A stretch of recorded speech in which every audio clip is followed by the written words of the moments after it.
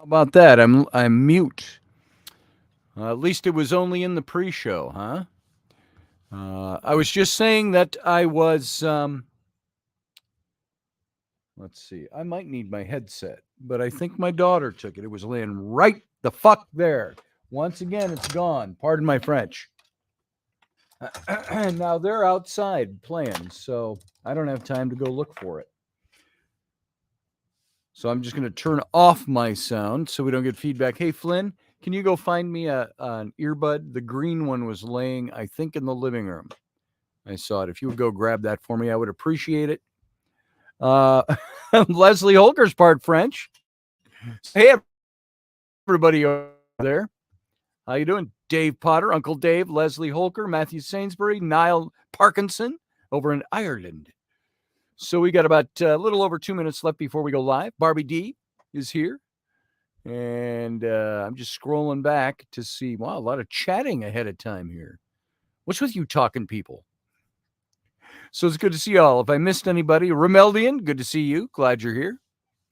So we are hooked up to the server now, and we'll be recording for the archive and all of that. Boy, do I want to talk about politics, but I'm not gonna. I might mention it. Thank you, son. Come and say hi while you're here. We're in the pre-show. There's my son Flynn. Look at that hair growing back. All right. My moon phase boy. So how you doing? What you been up to today? Nothing? You mean you've spent all day doing nothing? Come on. Come on, man. I love you, boy. Go do nothing then. I love you. Have fun. Hey, make sure your sisters are both in the house. Okay, I got to turn the computer because I can't reach the plug-in. Why would they put something as vital as a plug-in on the back side of the computer? You know, and it's a huge computer. I mean, it's like I got my arms out like this. Just Uncle Dave's seen it, you know. There, now I can turn my sound on with my glow-in-the-dark neon green headset because my black one's gone. So there we go.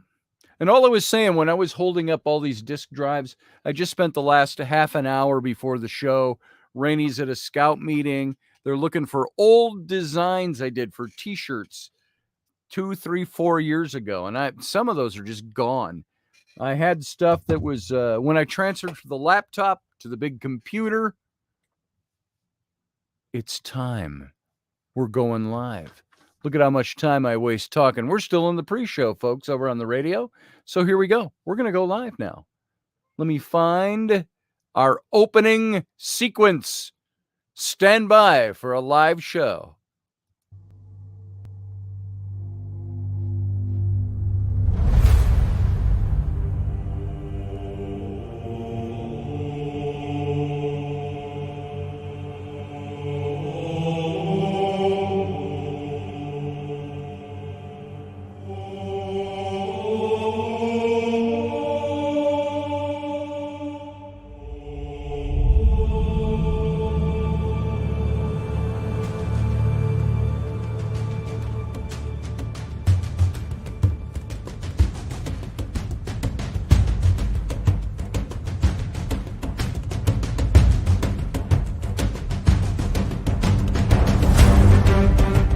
Intrepid radio program with Scotty Roberts.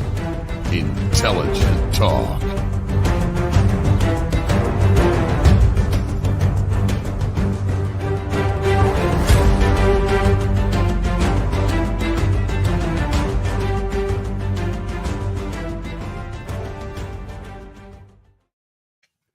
Hey, folks, welcome to the program. Niall Parkinson over in the chat room. You see this box right here? This is for some conversation that was going on before our live audience joined us. See all that stuff? Cords, headsets, everything.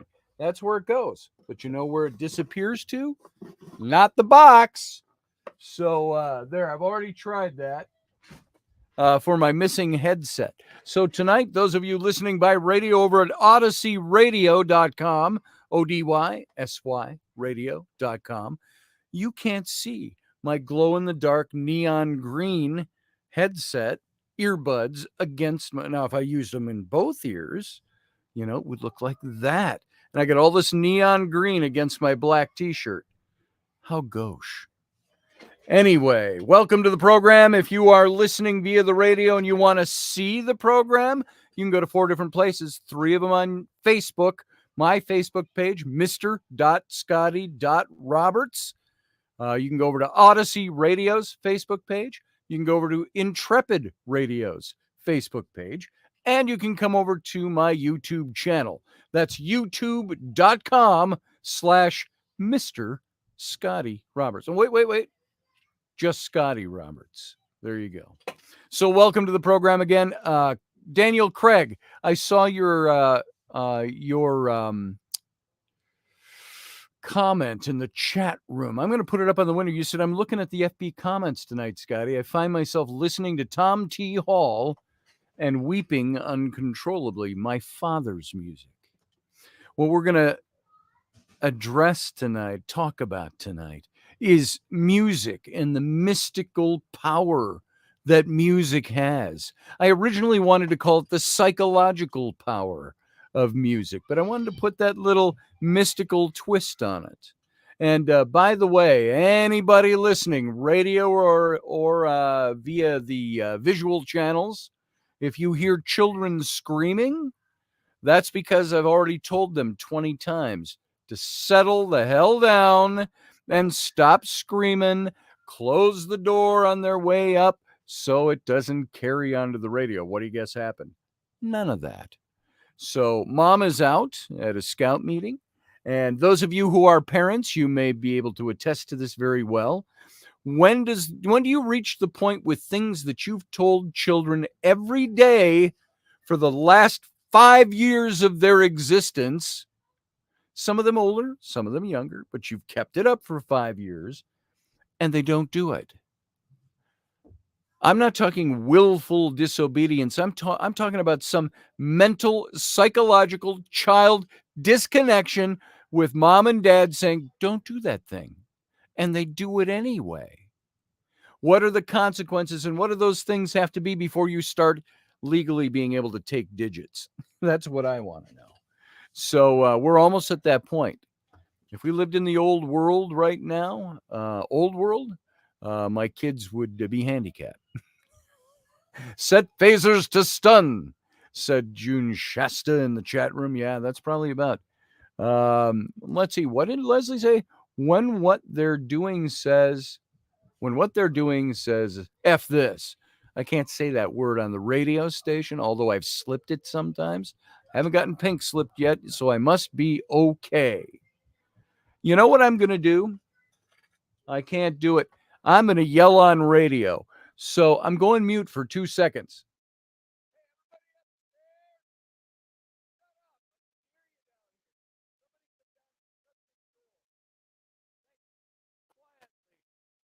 Hey, I'm back.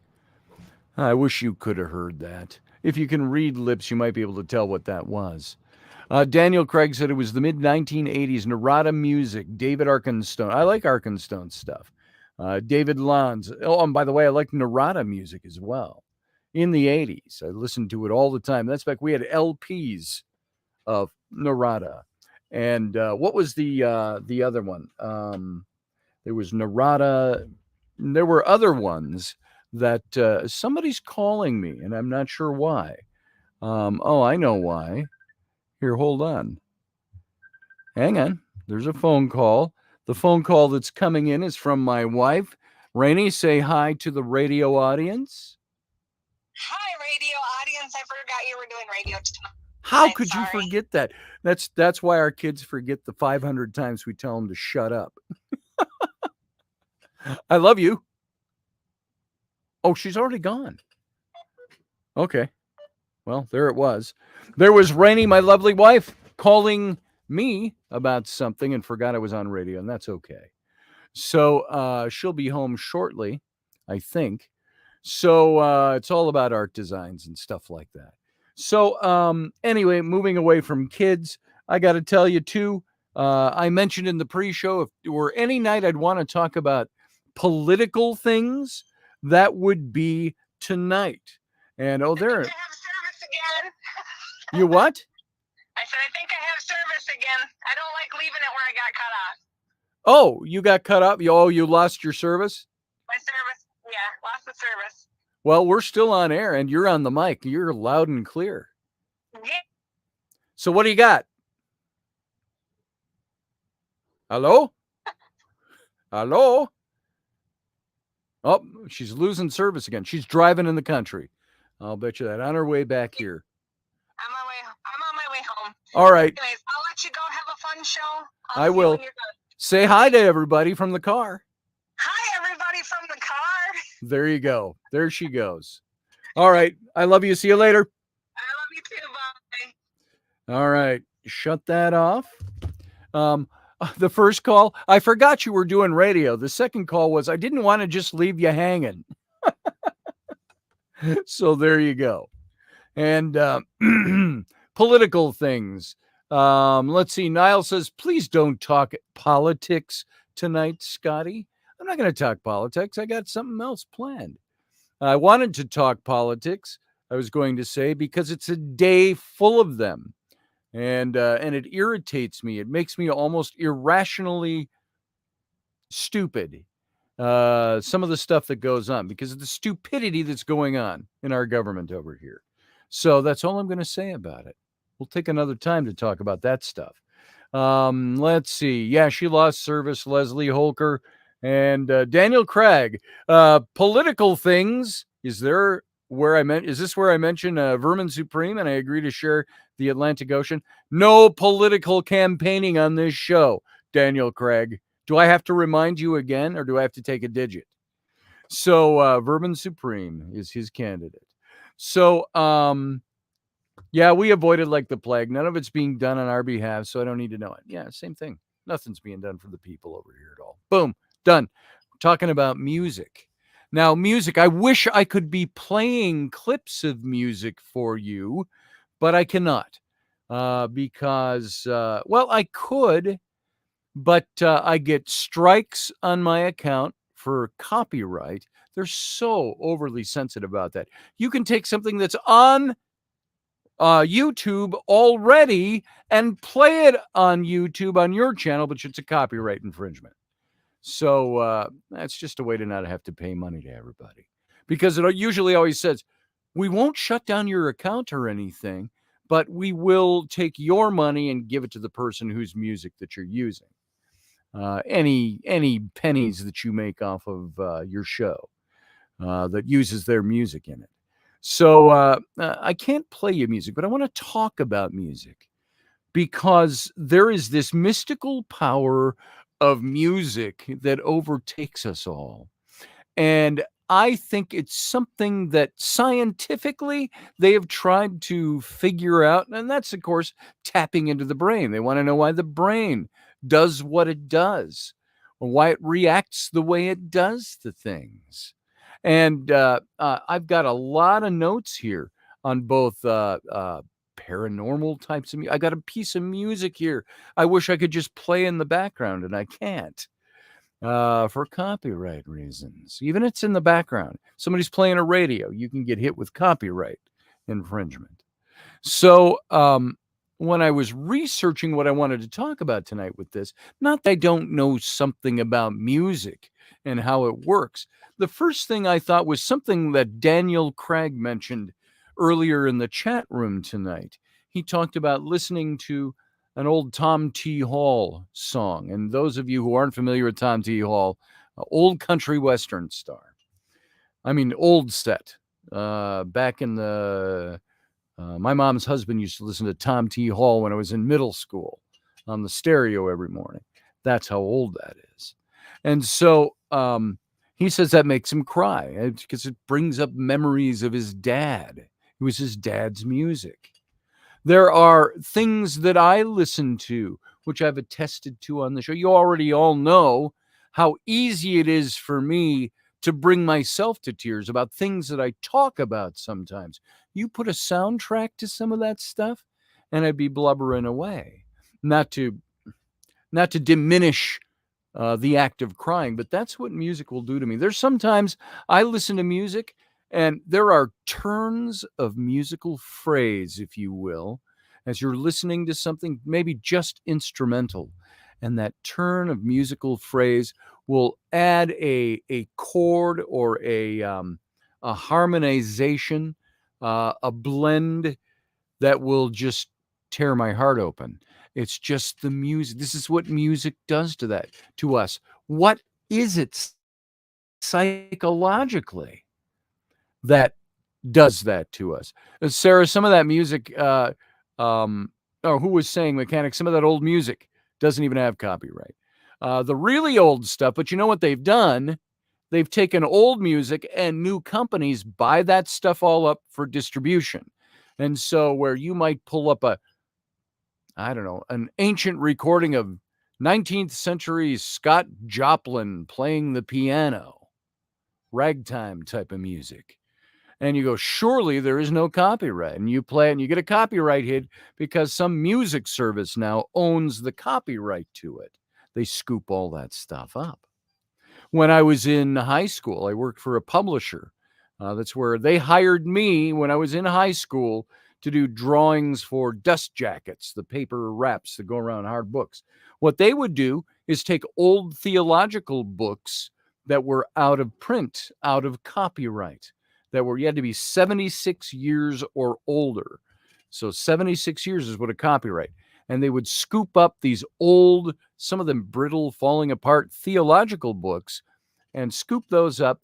And then we'd put them on the big old litho cameras and we'd shoot pictures of all the pages. Then we'd have film and we'd sit and touch up meticulously all the cracks and the wrinkles and things like that. And we would reprint the books under their copyright. So they own the copyright now on all these old theological books. They renewed the copyrights. So that's the kind of stuff that we did. Yeah, Patch, that's how it works. And so same with music. So I can't play you anything. I can just talk about it a little bit. But I wanted to bring up that pathos, that emotion that we all go through when we listen to certain sounds and certain musics. I see Professor Bowers here. He says, presectly, sound and music are evidence of time travel. Well, at least in our mind. And tomorrow night, by the way, Uncle Dave's going to join Professor Bauer and me, and we're going to talk about time travel again. Try to get a little deeper into it. But, and I understand where Professor Bauer's coming from. The kind of time travel he's talking about is in the mind, where our mind takes us. And music, it's like smell, the olfactory nerve in the body, in the nose. It's one of the, and taste. These are the things, mostly olfactory. That is what produces the most memory in people's brains. Music can have that same effect. It can call back something. I remember music from a long time ago when I was 4 years old. We lived in North Minneapolis in a big duplex. It was an old house. We lived in the downstairs of the old house. And my mom, I remember her in the summertime. She's wearing the, think 60s, the sleeveless woman's blouse with the collars, just white cotton blouse for summer and shorts. And that's the way, but she would do ironing and stuff. We're talking early 60s. She was doing ironing. She'd do housework. She'd talk with her friends. And I remember while she was doing housework and I was home, that I'd hear songs like, just call me angel of the morning, angel. That song, that sticks in my mind from 56 years ago. That's still in my mind. That's an old song. Time travel, Daniel Craig says, I concur. I have many vintage cars. Each has her own name. Each has her own song. I was born in 65, but I live in the music of the 1910s and the 1940s. I happen to love music of the 30s, 40s, and 50s. That's my favorite era for music. Pedal pushers. There you go, Leslie. And so Niall Parkinson, not just melancholic, but other emotions as well. Oh, that was Sarah. Yes. Yeah, that's exactly what goes on when we hear certain musics. They remind us of things. There's times church music does that for me. Now, I'm not talking, I was never into the big pipe organs and that kind of sound, and the old hymns didn't really do it for me, even in the day and age. When I was in ministry and going to seminary and going into ministry, that's when really that whole gospel music thing was starting in the late 70s, the early 80s, and then the worship music.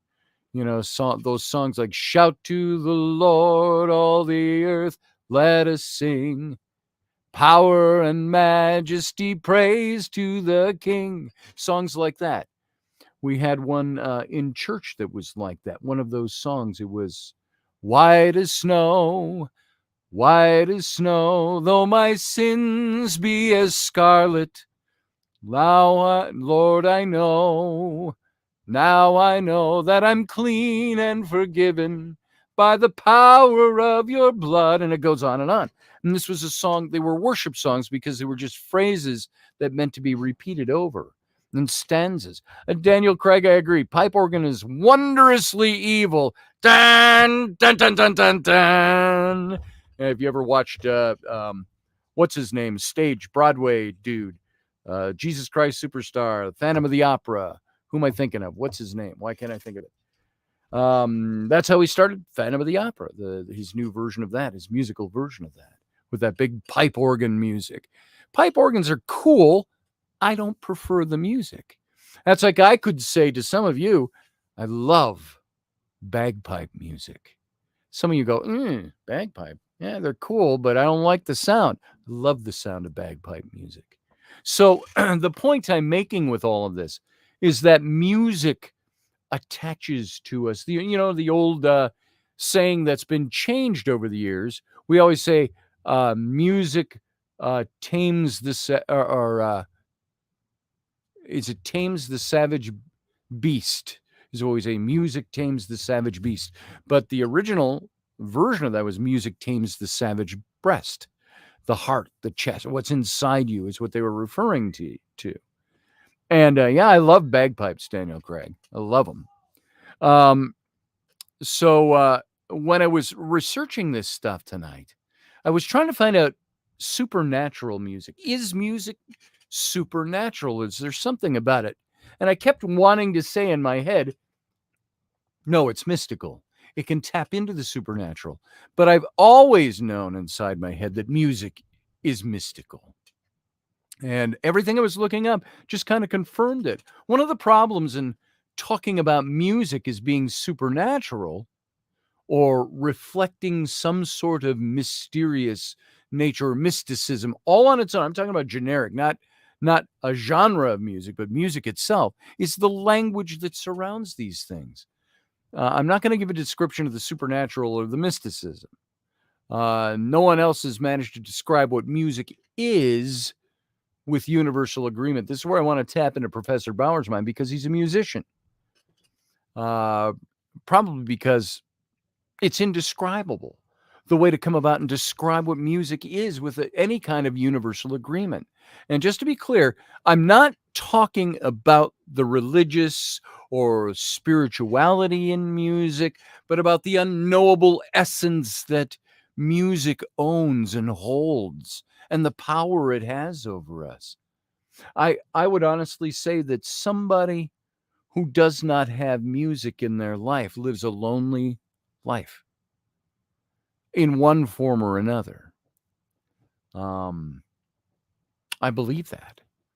And so one way of describing music and its unexplainable quality is to say that music is a sound mirror of the self, of human beings, but it's also a system.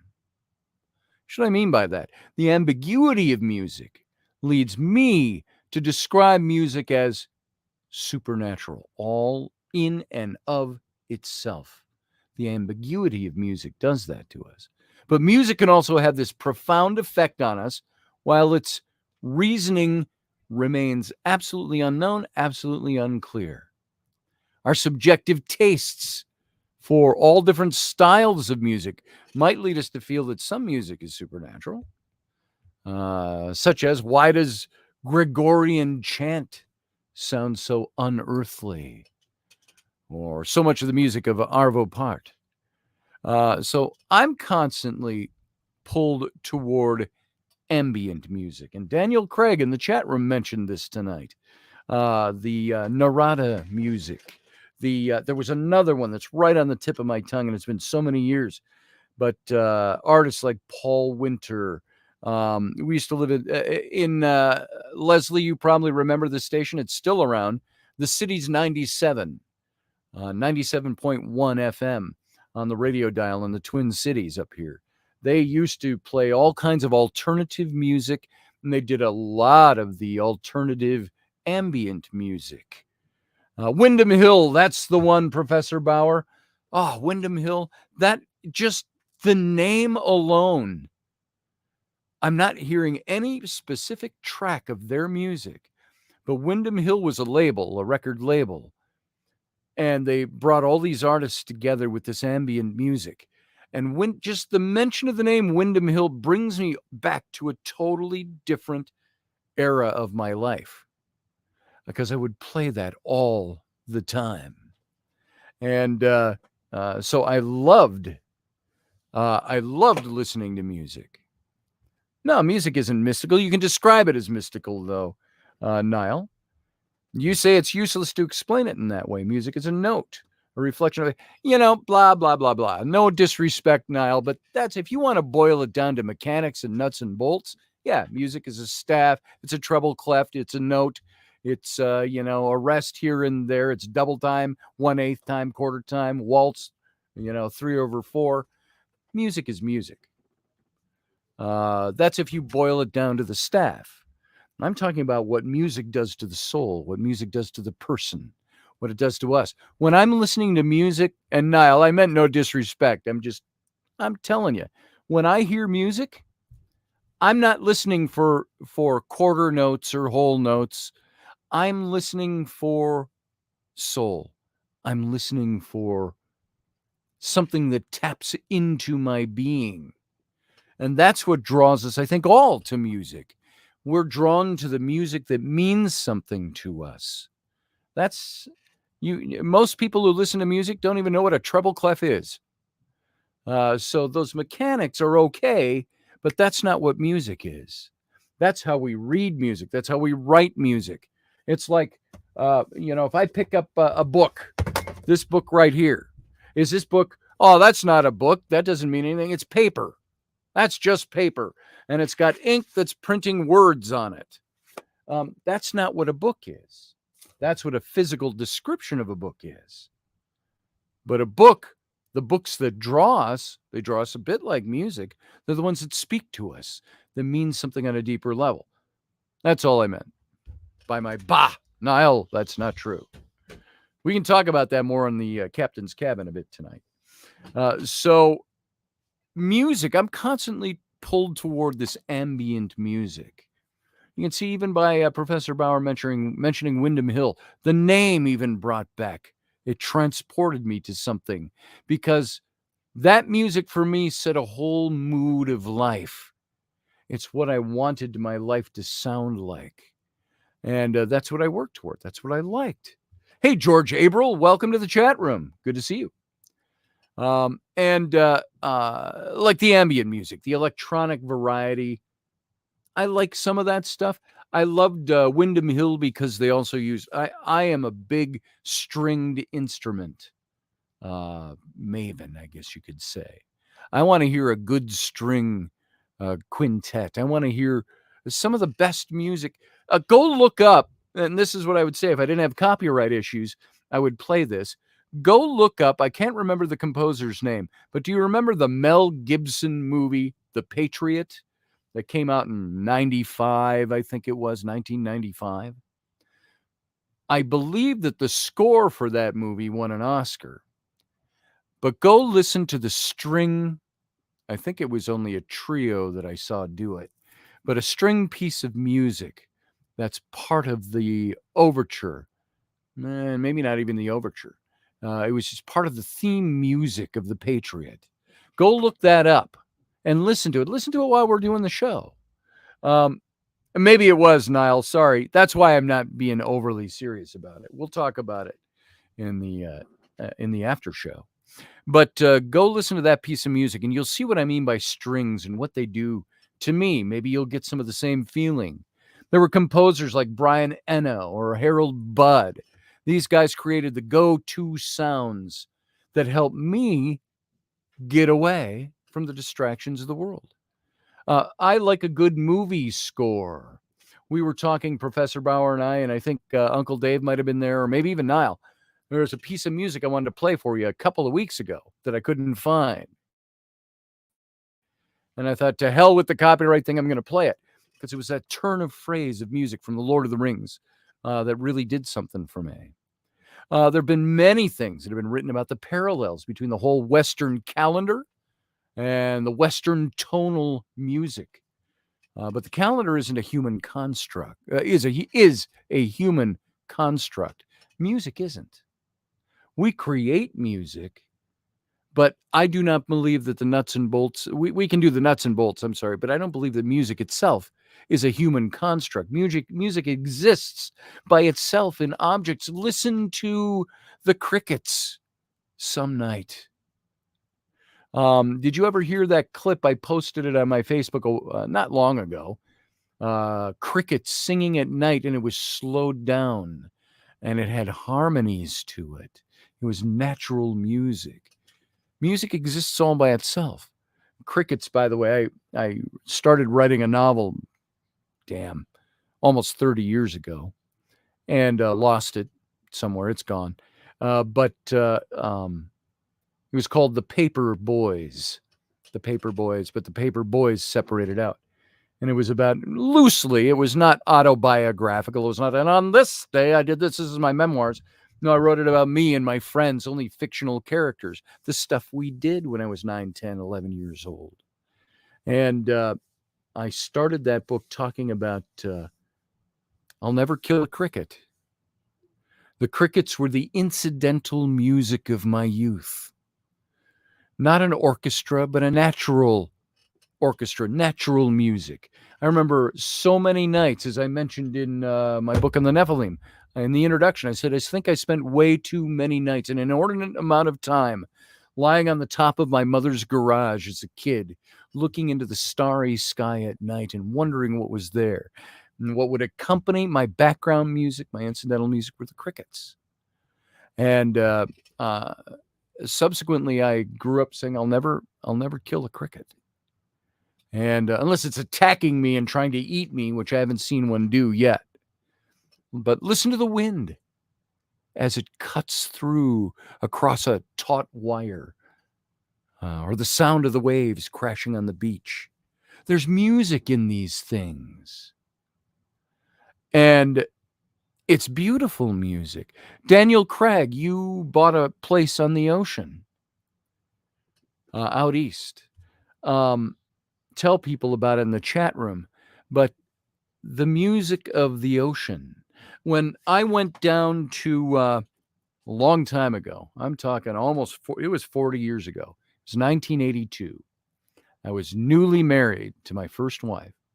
And we took a little vacation and went down for about 10 days to the Honduras, where my grandfather owned, I've talked about this before, he owned an island, a big piece of a little tiny island off the north coast of Honduras. And you're in the Caribbean there, and there's these 3 islands, the Bay Islands, Utila, Roatan, and Wanaha.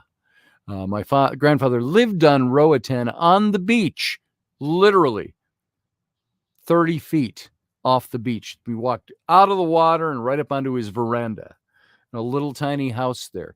And all the breakers from the ocean broke way out on the reef, and there were a couple of keys that grew up, really made out of old crushed coral over the centuries.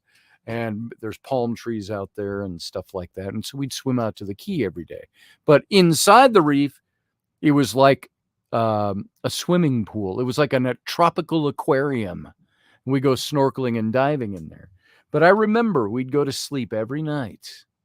And part of the trip that we were on, we had the full moon hitting the ocean. Now, remember, we're third world down there practically. There was a hotel down the beach, but not built up, not your big building hotels. It was all, sugar cane and timber. It was all open air. They had little cottages out on one of the keys.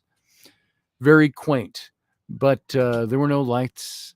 You'd sit out at night, and in the light of the moon, we could see way out, maybe a half a mile out when you hit the reef. And you could see the white breakers out there breaking on the coral reef. And it was still calm inside the reef. And we went to sleep every night to that sound of that, of all the breakers. There is natural music to you, waves crashing. And when we got home, we couldn't sleep because it was too quiet. We went and bought probably one of those Windham Hill type of albums, or one of those that was all ocean reef waves in the Caribbean. We'd put that on the stereo in the living room and let that play during the night. And it took a while to get over that, not having that natural music around us. Now, it's fair to say that music's been manipulated by humans to create certain sounds. It's like equal temperament tuning. I've got that note, but I don't have the definition. But that's something that raises that old philosophical question. Is the supernatural in music, or is it in us? Is it our reading of and our perception of music that makes us think that there's something otherworldly about it? Now, you notice now we become conditioned to this. You look at the movies. And I'm going to bring Professor Bauer in right away, too. There he is. And I'm going to just change the shape of our windows here a little bit so you can see us. And Professor Bauer, you jump in here wherever you want. But I want to go back to this particular point. Is music supernatural, or are we supernatural? And that leads me to talk about the fact that when you create music, what do you do when you create music? When we watch movies, it's a big thing nowadays, the incidental music in motion pictures. What does that incidental music do? We've come to separate genres of music that have been created by humans into, like, watch an old science fiction movie from the 50s and the 60s.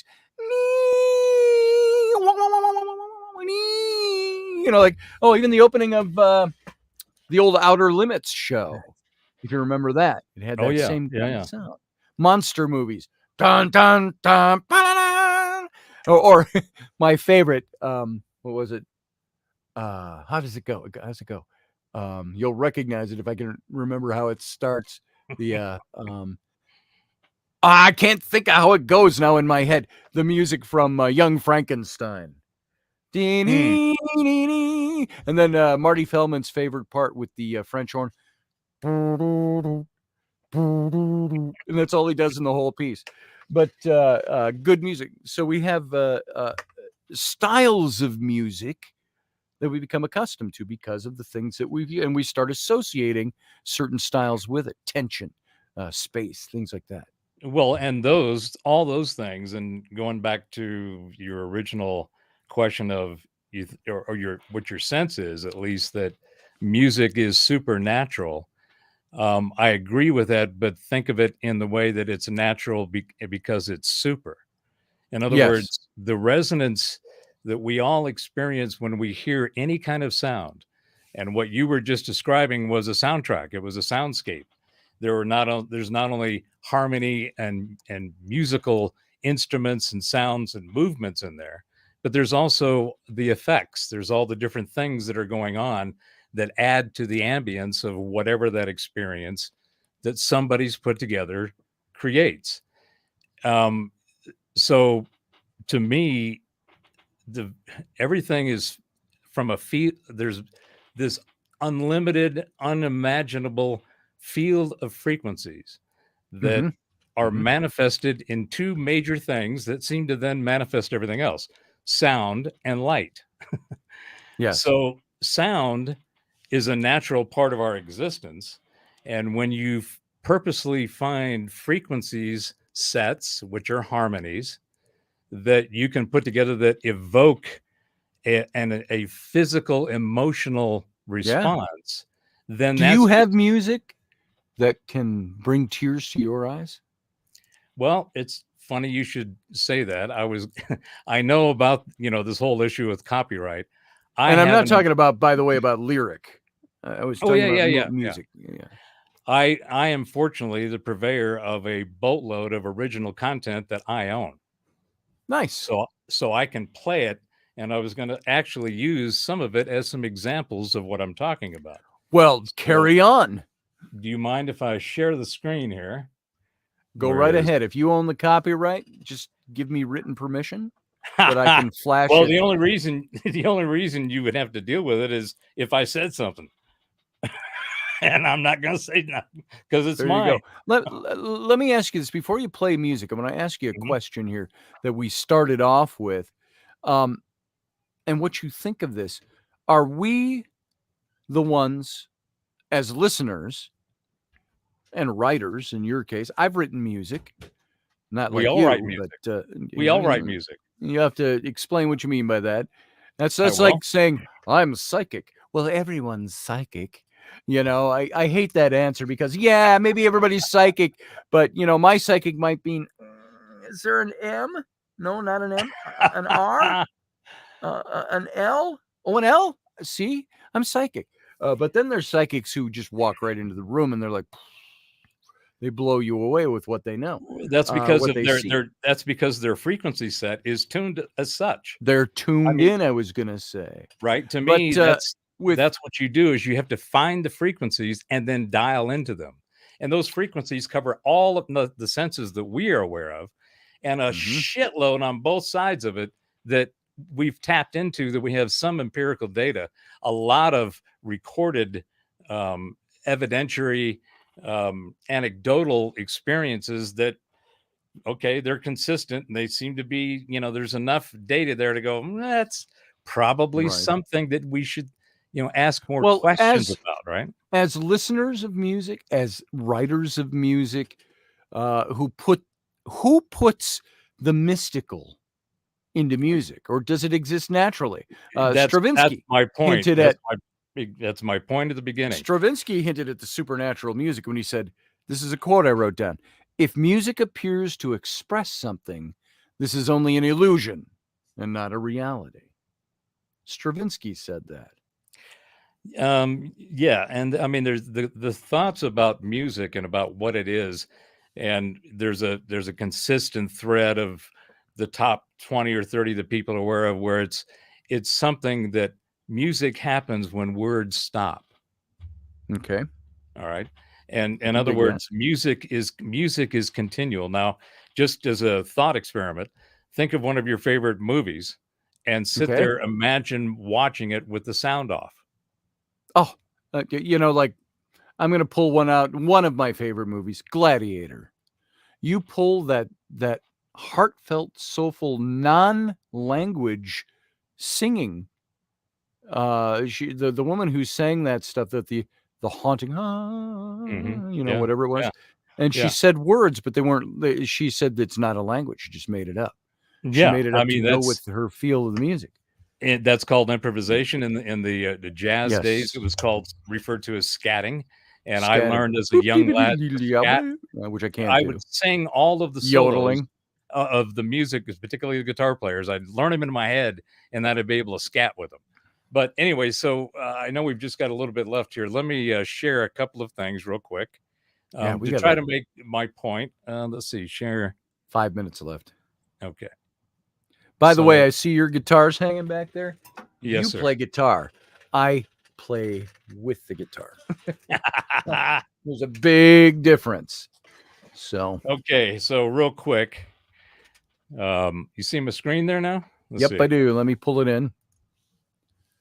There we go. I'm going to drop the banners, folks, so you can see this clearly. There we go. All right. So this is an interview I did 22 years ago. Resonate with something. Sound and music obviously has a vibratory nature. We wouldn't experience That kid. it do.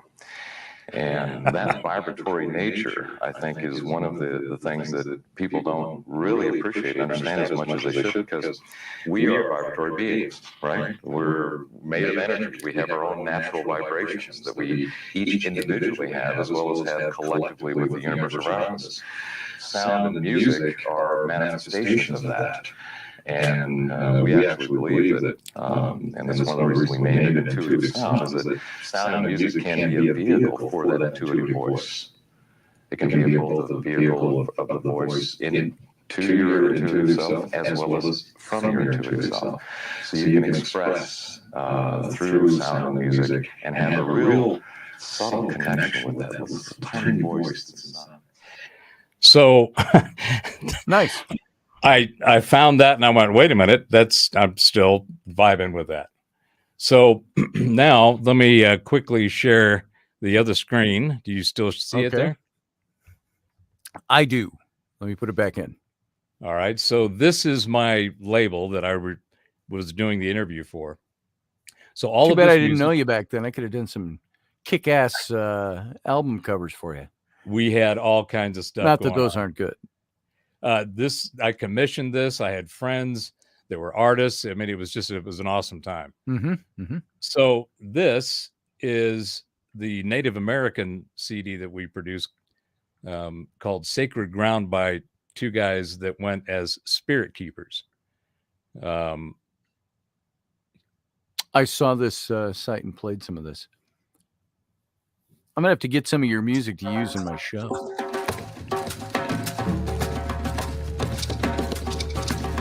Now, the reason I'm playing this is to listen to just the fundamental of what's going on. It's just raw instruments and rhythm, right?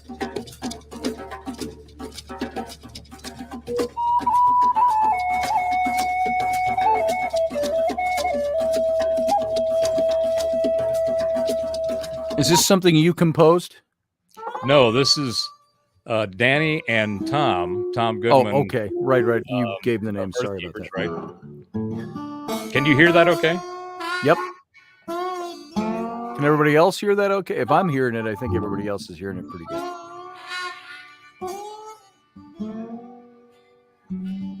Me too, Leslie Holker. She says Native American music calls to her soul.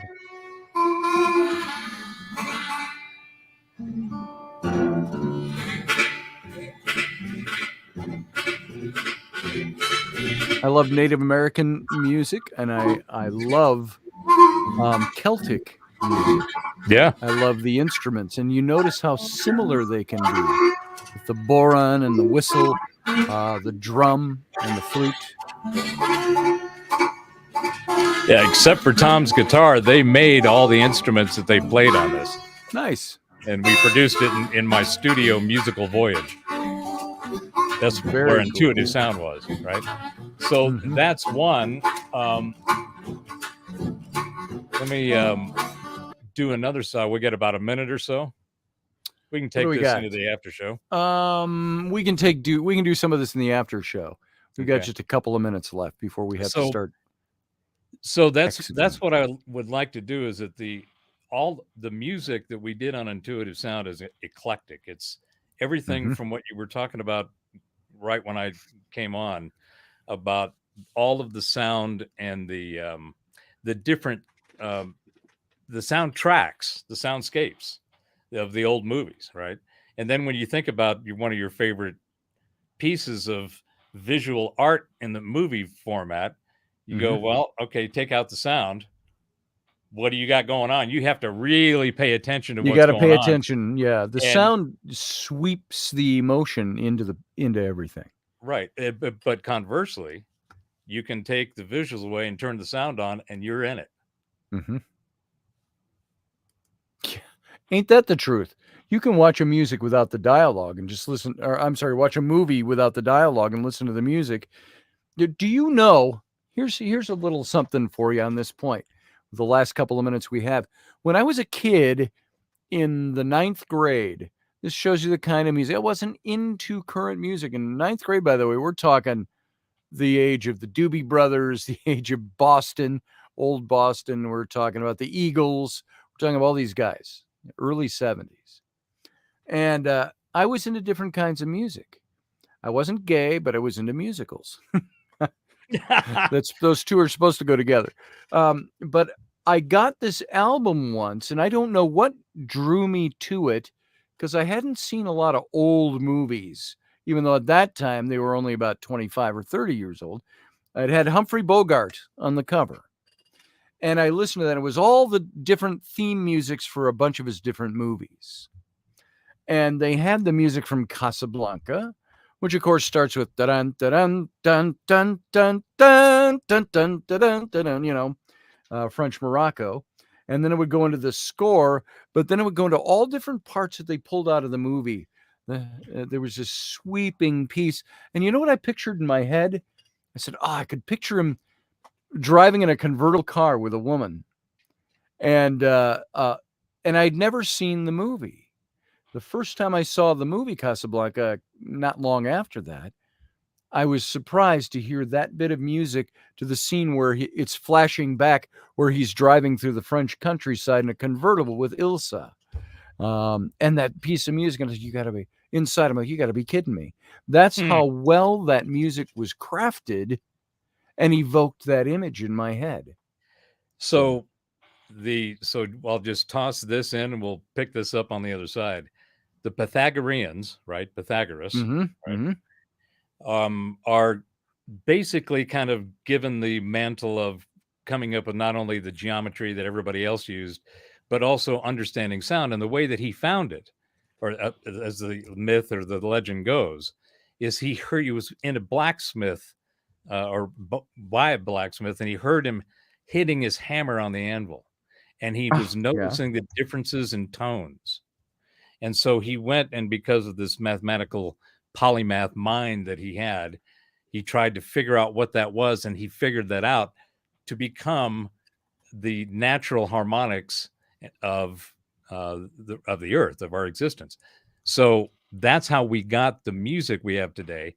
And there's one other twist that makes everything change from the Pythagoreans, and we'll talk about it after the show's We've over. got roughly about a minute and 45 seconds, and we got to get out of here. So if you have a short point, no, never mind. Don't even try to make a short point. I can wrap it like this. The mathematical harmonies that make up frequencies that we hear and experience as sound, yes, and music, were derived the way that we understand them from the Pythagorean model in school. That model took and created the frequency sets, the ones, the threes, the fives, all the harmonic ratios. Pythagorean, I think mathematics right away. Right. So he laid that out. He laid out that structure. At that point is when there became any kind of idea of tuning something or being in key. Other than that, everybody was tuned to whatever it was they had. The tune was the resonance, the closest thing that they felt good about. And then they played whatever that thing is, the ways that they played it. And that's when we had our first kind of organic growth in music. Prior to that, it was all as you know, and the Egyptians and Sumerians and Babylonians and Akkadians, and they all had this. Apparently, there's a lot of pomp and circumstance with a lot of people blowing fascinating pieces where they've reconstructed ancient Syrian and ancient Egyptian music. And it's really amazing. We got about 10 seconds, and we got to go out with the radio audience over on Intrepid Radio, over on Odyssey Radio.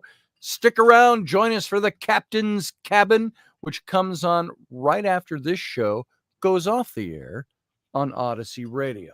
So all of you over there in Odyssey Radio land, live long and prosper.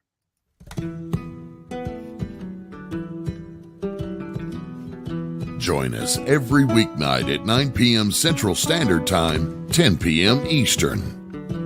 The Intrepid Radio Program, a Scotty Roberts Productions broadcast.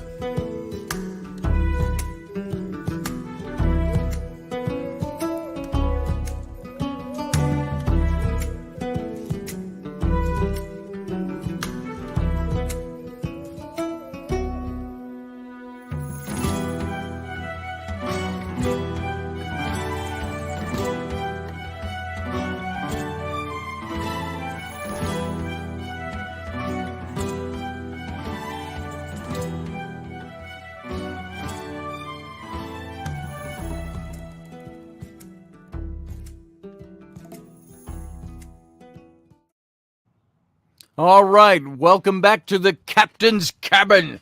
Thanks for being here, folks, for the radio show. If you want to stick around for a little bit, we'll talk a little bit about this. But I'm also going to take this opportunity to check out something my wife sent to me. No. Nothing important. I don't even know if she's home. I think she's home up there. I haven't heard a child the whole hour. So welcome. And those of you who are new to the program, you will know that, and by the way, I can take off my headset now because we have now gone off air over on the radio station, totally off the wire there. And I'll add Professor Bauer back in when he comes back, when I see his bright smiling face down there. We'll bring him back up. So there's so much I didn't get to tonight. It's so easy to get on a topic like this and have your footnotes that you're using, your bullet points, and then go off on one point that can go for 15 minutes. And that's one of your 20 points. So maybe we'll talk a little bit more about music tomorrow night. If it's still fresh, if it feels still fresh, and there's stuff that we haven't talked about, we'll talk a bit about it tomorrow night. There he is. I see Professor Bauer. Let's add him back into the stream. Welcome back, Professor. Looking for the right thing to click on as usual. Oh yeah. It's like, wait a minute, where am I? Poured up my sound and stuff like that. Sarah, come on in. Niall, if you're around, you can come on in too. Oh wait, if you don't have the, I'll copy it to the clipboard. Here's our call in to the studio. You can come on into there. So, everybody, I started to say who's new here. If you haven't been here after the show goes off air, which it's already done on the radio station, we stick around for a little bit and talk and hear what's now called the Captain's Cabin. One of these days, we'll get a great little segue in video and music to tack on to the end of the end credits for Intrepid Radio. And then so we can enter, we'll use some kind of high seas type of, dun, dun, dun, dun, dun, dun, dun, from an old Errol Flynn, the Seahawks or something like that. If I can use it without copyright infringement. Do you know what the original theme music was going to be for this show? I wanted to use the old Johnny Quest theme. Dun, dun. It always started with the bongos. And then it goes dun, dun, dun, dun, dun, dun, dun, dun, dun, dun, dun. Bum, bum, bum, bum, bum, bum, then it had the flute. However it goes. That's what I wanted to use. I used it one time on this show about a month ago. Got tagged. Boom. I even altered it a bit. I sped it up a little bit, and it's really they're doing a really good job policing this stuff, and that's why here I am. I'd be happy if somebody was playing my music on their theme music for their radio show. Well, hey, Sarah. Hey, guys. Good evening. You were Sarah. saying, Dak. Sorry. Professor Bauer, you were saying something when I interrupted you to say hello? No, it's just that I think it was saying something about, I was realizing that, 20 plus years later, I've got this and the stuff that I've got on my website are the things that I just released officially. I've got terabytes of all kinds of other stuff that I never did anything with. But having your own content on the music side is definitely, they have got it nailed down, and it's good from the standpoint of the artists have a better chance. And this is why the whole, it's not the cryptos as much as it is the blockchain and doing the non-fungible tokens, the NFTs, is really going to revolutionize the way that artists get compensated for their work. Yes. And that is what I'm personally. Good evening, Niall. That's what I'm personally really looking forward to, that change and that evolution. I think it's one of the many things that are going to come out of this. It's a technical architecture overhaul so that it can actually enable the peer-to-peer transaction a la the old original barter system of the way that we initially traded with others of our kind and in our culture and in our groups and whatever. And one of the things going, as a segue into that, I'm going to share a couple of more here real quick. And I want to use these as examples of what I'm talking about. While you look that up, I want to give Niall a chance to make the point. I kind of cut him off real quick and said, "Bah, Niall, that's not true." He said, "I might not have explained myself very well." I wasn't actually talking about like music has to be defined in terms of notes and half notes and all this kind of stuff. Okay. I was more talking about the emotional content of music, but I was speaking about structured music, not ambient sounds. So yes, we'll talk about this. Whenever. Sure. Let the professor talk about it a little bit do his thing. Yeah. We'll go for a little while here. Yeah. And Sarah, don't No, let it's us interesting talk now. over you. If you've got something to say, you blurt in. Yeah, because Sarah is very in tune with this kind of stuff as well, and so is the professor. So anyway, Mr. Bauer, take it off. Here, I'm gonna bring your music up or your stream up here. Bring the stream up, Professor. There it is. Stream is up. Okay, now this is an album that we produced called Samadhi, which is, I'm sure, are you familiar with it, Sarah? The state of Samadhi. So Samadhi. Oh yeah, okay. The state of Samadhi. Yeah. Yeah. So it's essentially it's like Hindu Vedic nirvana, and which is also around the same as well. But anyway, the idea was using a didgeridoo as the lead instrument in this where you were going, and the didgeridoo is one of the oldest, what you would call a regularly used instrument that we have found so far, right? So we started this CD with this lyre bird, and this is a traditional bird from Australia.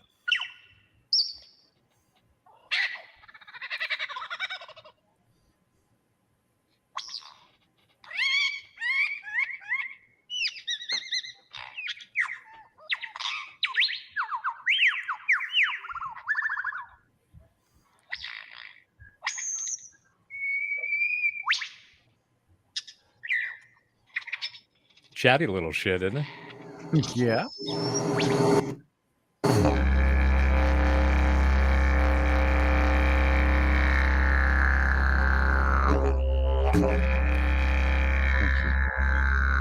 That's a 7-foot eucalyptus didgeridoo, custom made and painted from Australia. I often wondered what led them to create a musical instrument out of it. Is the same way the kids do when they blow into pop bottles. I like the way you cut off from the bird song directly into the didgeridoo, which is a minor note, which is like whoa. It takes you right down into the minor note. And this is all one take, and he's circular breathing.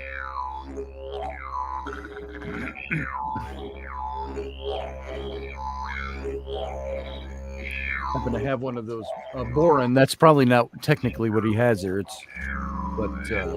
I think this was tuned. It was around B flat. I think this is the B. We had a B flat and an E flat didge. I think this is the B flat.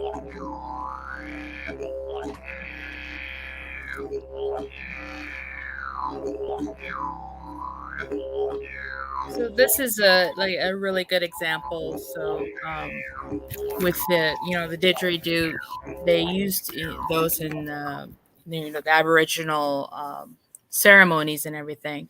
So what it's trying again, with music and mysticism, it's trying to reach and resonate at a certain frequency. And frequencies that can induce either emotion or certain mental states. You see that in here. You see that in like Tibetan, mantra chanting.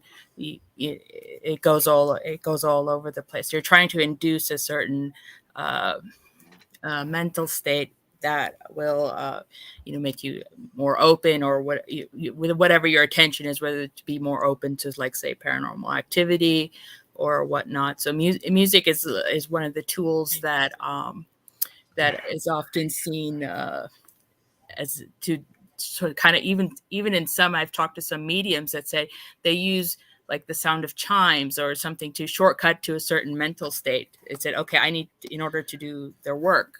So like I said, okay, I'll do a certain, I'll use a certain tone or a certain, short song to induce you into a certain mental state where they can do their work. So there definitely is a spiritual aspect with music.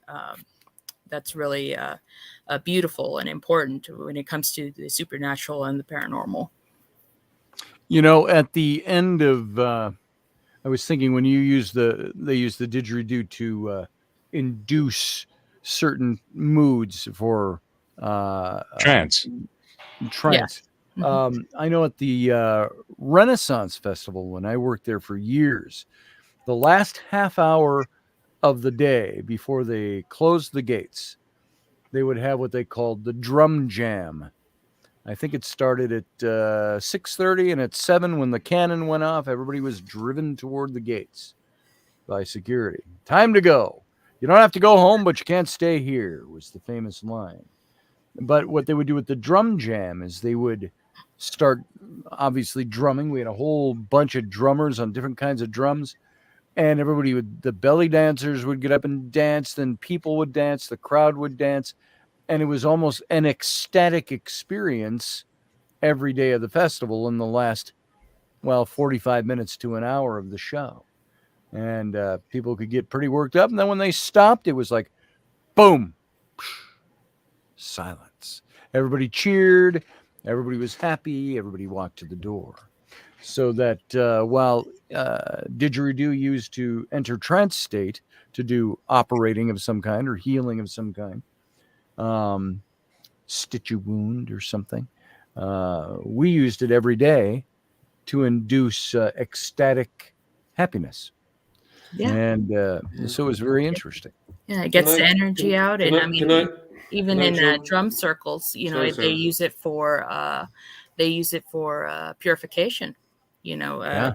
You even see that people attended a couple of drum circles. So See, and I brought this out. I got this for my wife Rainey. I don't play it. The barrel. The baron.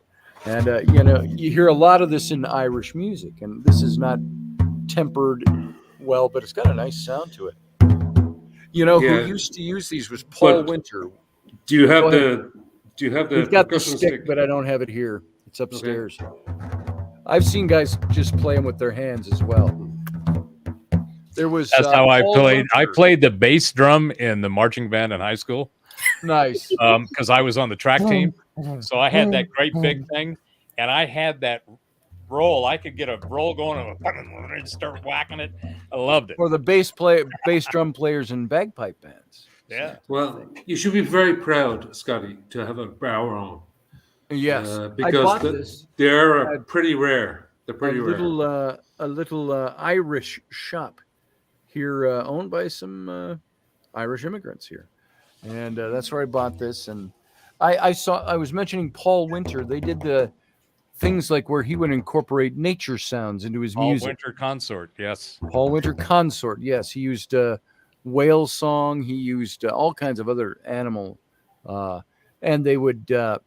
One of his guys, I saw them in concert once in Minneapolis, and his drummer had something like a boron, and he had different kinds, but everything he played with his hands. It was all, and he'd do, and banging on the sides and stuff like that. So, yeah, even the subtle differences of seeing someone in concert versus listening to the there's a big difference in feeling. When you also have not just the energy of the crowd, but having it being there versus listening to like just a recording, picking up a CD. It's a different type of not mystical. It's a different experience. So yeah. By the way, I want to say to Matthew Sainsbury, I invited Ruben Fasthorse to come on and do a little flute music for us tonight, but I had not heard back from him, so I don't think he got my message in time. No, he did not. So that would have been fun to have him in here. I just We'll want do to that jump another in, if I could, because Please. I was talking to Sarah earlier on Facebook, and she's great fun to talk to, and I said, "Oh, Scotty," she said to me that Scotty's talking about music tonight. I was like, "What? Really?" Yeah, I said, "Yeah, it's kind of mystical music," and I said, "Oh, esoteric." And I said, "Oh God, here we go, whale sounds," and And now my whale's like, it's like ambient noises and all this kind of you all stuff. know what that came from. Which, for me, I feel slightly out of my depth with the three of you, because I think I'm the kind of the odd one out, in that I'm actually into bands, actual musicians who play instruments, and that's where my love of music came from. So it doesn't matter what the genre is, what the band was. Yeah. But all I can explain to you is that I don't even mention bands, because we get down another rabbit hole about genres and who's into rock, who's into metal, who's into country. But that's not the point. The point is, there's music all around us in the natural world, but I'm not that guy. I'm not that guy who's into this. I'm the guy who's into modern bands who follow modern musicians, modern singers, modern guitarists, what they're doing these days. With the equipment that they have, with how talented they are. I just find that absolutely fascinating. So I have little time for the whales and the dolphins and the. I don't listen to or a anything lot like of that. mind you. But I have to say, my love of in music it wasn't just love of music. It was like a smash over the head. And this is just a very quick story. When I was 9 years old, I was living in Abu Dhabi in the UAE with my parents, and I was a miserable young 9-year-old. I just felt inadequate and kind of awkward. And a cousin of mine who was older than me sent me over a vinyl LP from Galway over to Saudi Arabia, which cost him a good few quid, and it was wrapped up in this huge box. And he says, "You have to hear this," because when I was like maybe 6 or 7, this guy, he was a guitar player, and he says, and I was like, "I really like that." And he says, "Don't worry, I'll send you something one of these days." And then we emigrated from Ireland to Saudi Arabia, and he never forgot what I said to him. So he sent me this album by an Irishman called Thin Lizzy, and it was their 1977 album called Jailbreak, right? Mm-hmm. And I was 9 years old when this thing arrived in a box, right? And it had this wonderful artwork by the Irish artist Jim Fitzpatrick, and it was just Phil Innes and the three other guys kind of running out like they're running out of jail or whatever. And I was like, "What's this?" And and of course, my father was into Frank Sinatra and it's kind of crooners and all this kind of crap. Fly me to and it didn't do anything for me. But just to finish the story, my mind was blown at 9 years of age when I first heard those two Les Pauls in unison break into.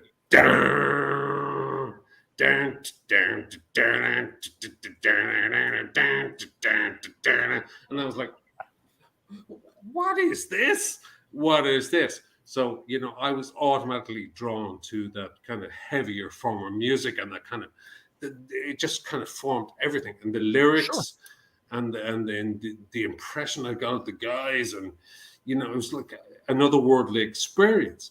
So Led Zeppelin didn't give you something similar? No, Black Sabbath did, Okay. And then I went Deep Purple, maybe.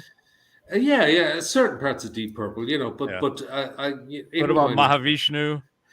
Now this is what's interesting. I'm not into fusion. I'm not into jazz fusion. What's interesting to me is how certain types of music like that appeal to certain people. Because that kind of music drove me ape shit. I didn't like it. It was not my style at all. Now, it's that personality type that determines that, because I was into, as I got a little older, Lorena McKennitt is very big for me. I like her music. Lorena's I like Native American divine. flute music. I like James Galway music when I was younger in the 80s. Yeah, And of course the ambient musics and things like yeah, that. I think that out of the four of us, I'm probably the one who's like, you know, the one who's on the edge of all of what you're speaking about. But for me, music that was very powerful and very well written, and was not just kind of accidentally put together, but was deliberately put together by musicians who were incredibly talented, spoke to me. And not that just, I am fundamentally a metalhead, but I have pursued this music all throughout my life. You know, it's influenced my art to a degree that I can't even explain to you how. So, you know, all the different genres. How does Dream Theater and Dream Metallica, Theater, any of them fit into your wheelhouse? yeah, Dream Theater are pretty good, but they tend to be pretty nerdy. You know, they're into all of this. You know, look what we can do. Badass You know, musicians up there. yeah, working look their what we chops. can do with the look what we can do with the 5-string bass and the 5-string bass and the 8-string Well, guitar. if it's tasty, then it's okay. It's kind even of more tasty. impressive, right? You know, but the thing is that I love these days. This is my point, and I'm not going to dwell on it, but it's just I love pursuing young modern bands and what they're doing these days, because what they're doing is extremely exciting. It can be within electronic music, industrial music from Germany. It can be people like Rammstein. It can be like real something that speaks to you, and they also, you know, if they have the budget, they can do wonderful videos and wonderful expressions of where we are in life at this stage. I happen to prefer the heavier forms of that, but it's a long cry from kind of walking From on Lawrence Welk on the beach, or you know, Yes. listening. Scotty and I grew up with Lawrence You Welk. know, I'm I was actually forced to watch Come on, Lawrence Welk in my own we bed. are so back there. It's like, I mean, you know, Ronnie James Dio was one of my heroes. You know, he sang for What Black about Sabbath. Tosin Abasi?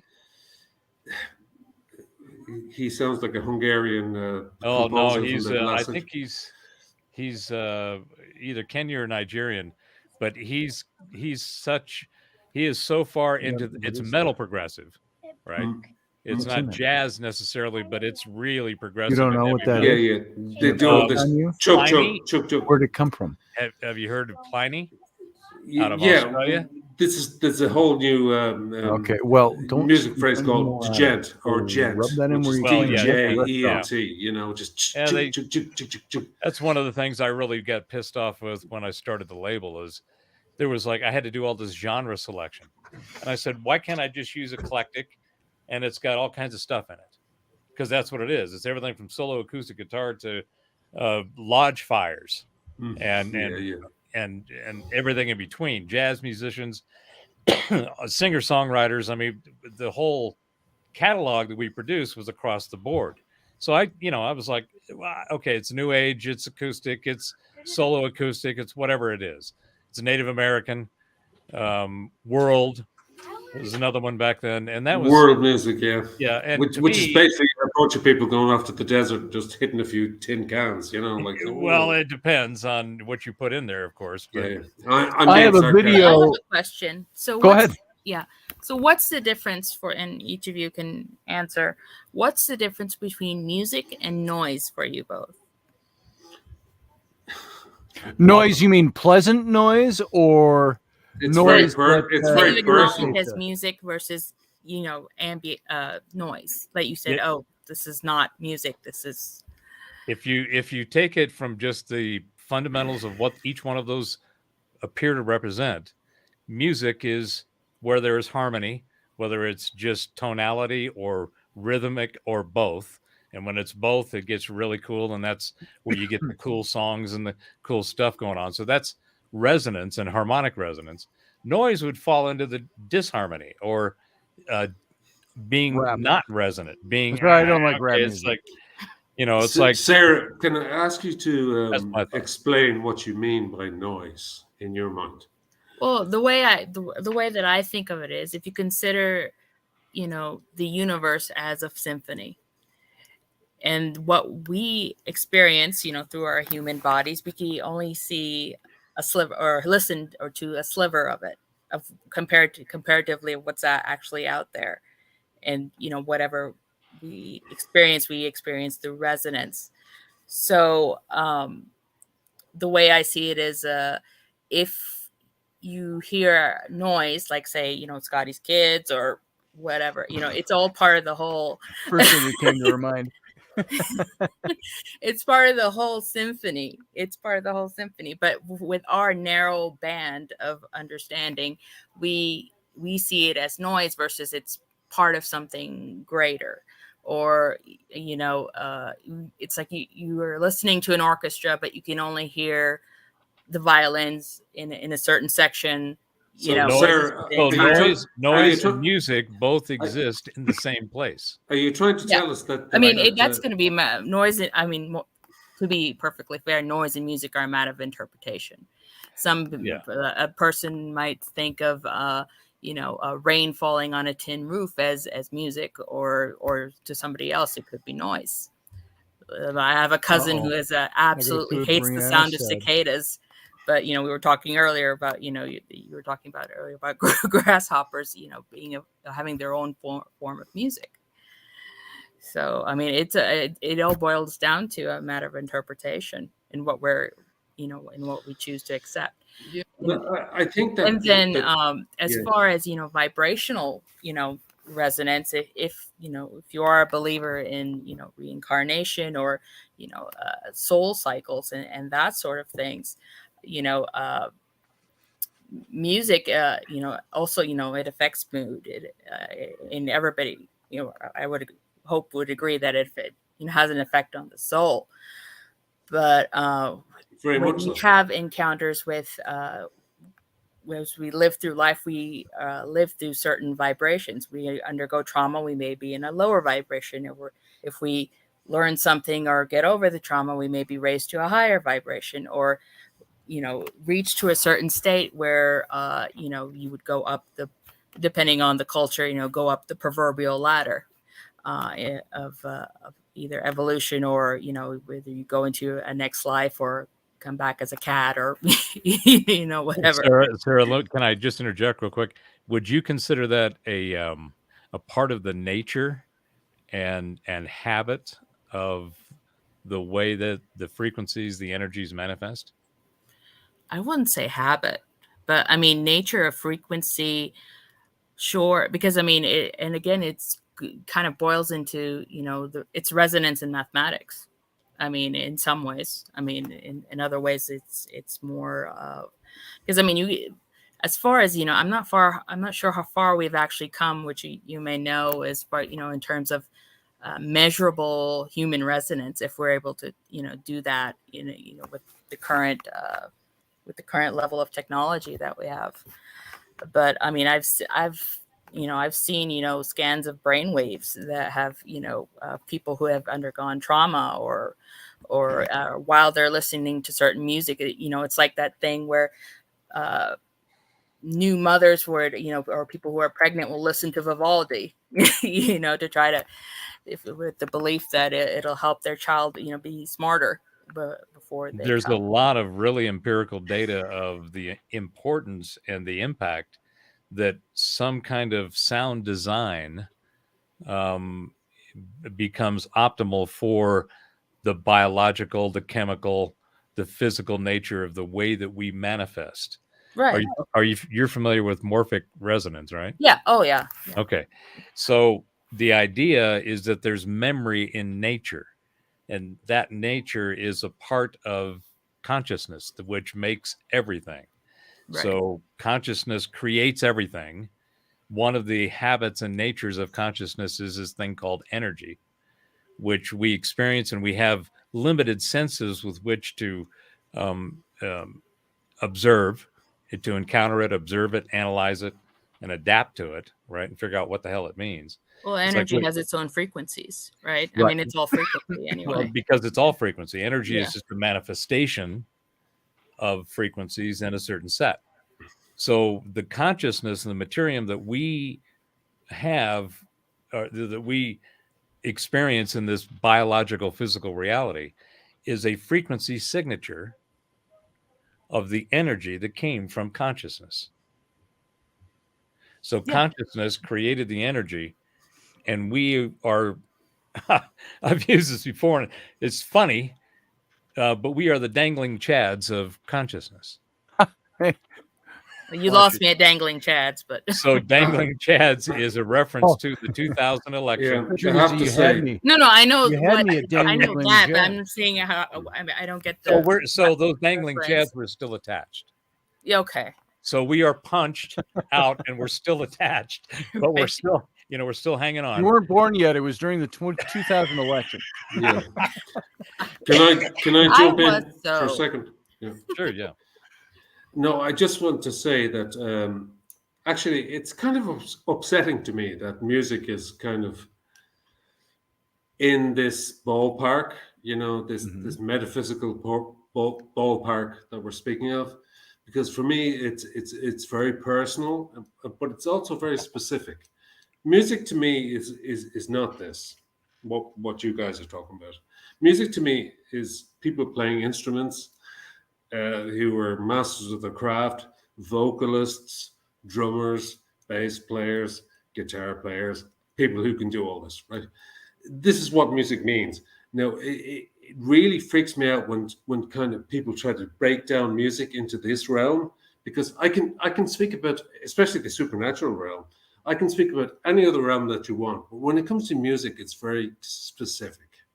It's actually people who are, you could put in the same framework as sculptors or artists, or wood makers or anything like that, musicians, people who make music.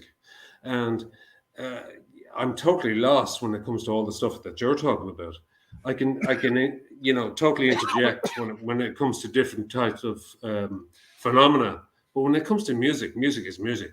It's like it has a melody, it has a structure, it has a beat, it has a hook, has a bridge.